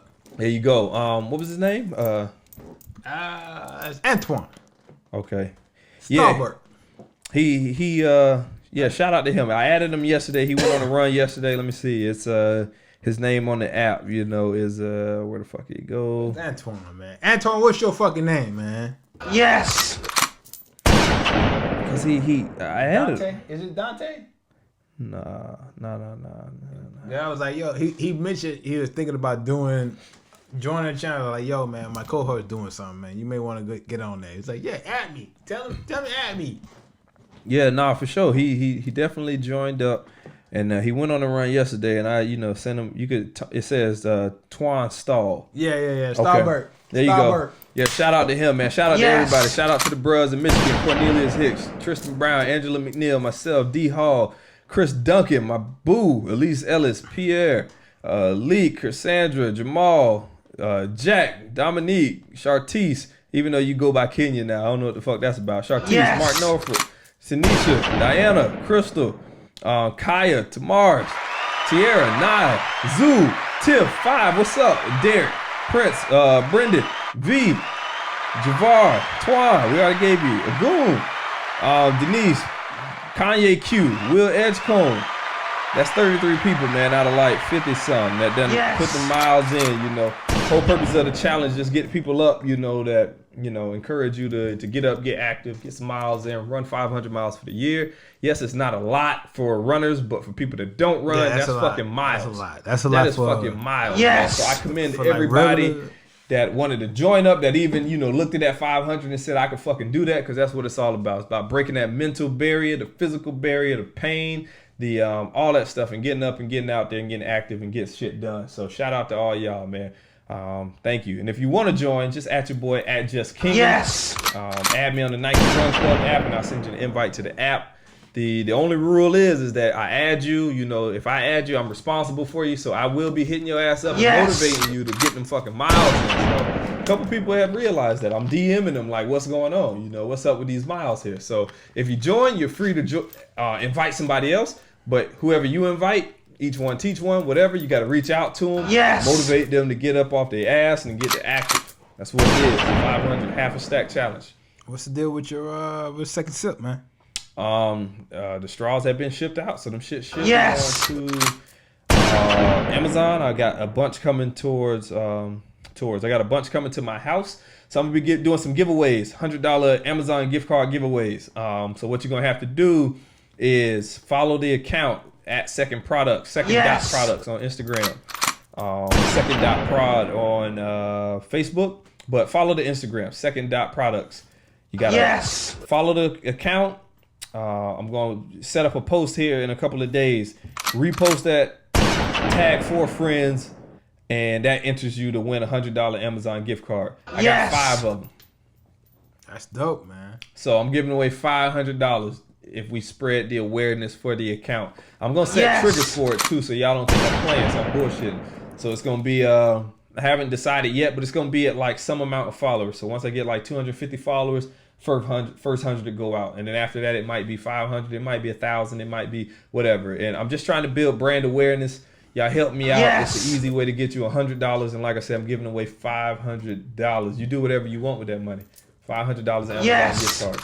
All right. Again, like I said, reach out to us, HT Square Pod on IG, Twitter, Facebook, SoundCloud, YouTube, Hot Takes and Hot Truth Podcast. And again, if you choose new school, old school, you can email us at htsquarepod@gmail.com. You can reach out to me directly at I am Ivy Joe, and that's Joe Jeux on IG and Twitter. And you can follow me, reach out to me at Justkingn, IG and Twitter. Already. And just like that, we're done. We try to do better. We try to do better next time. We will. Shout out D Hall. Thank you for coming through. I know you made it back safely. Enjoy your date night out with Britt. Britt, what's up? Happy Founders Day to the ladies of DST. That was a couple days ago. Zetas. That was today. Today. I think so.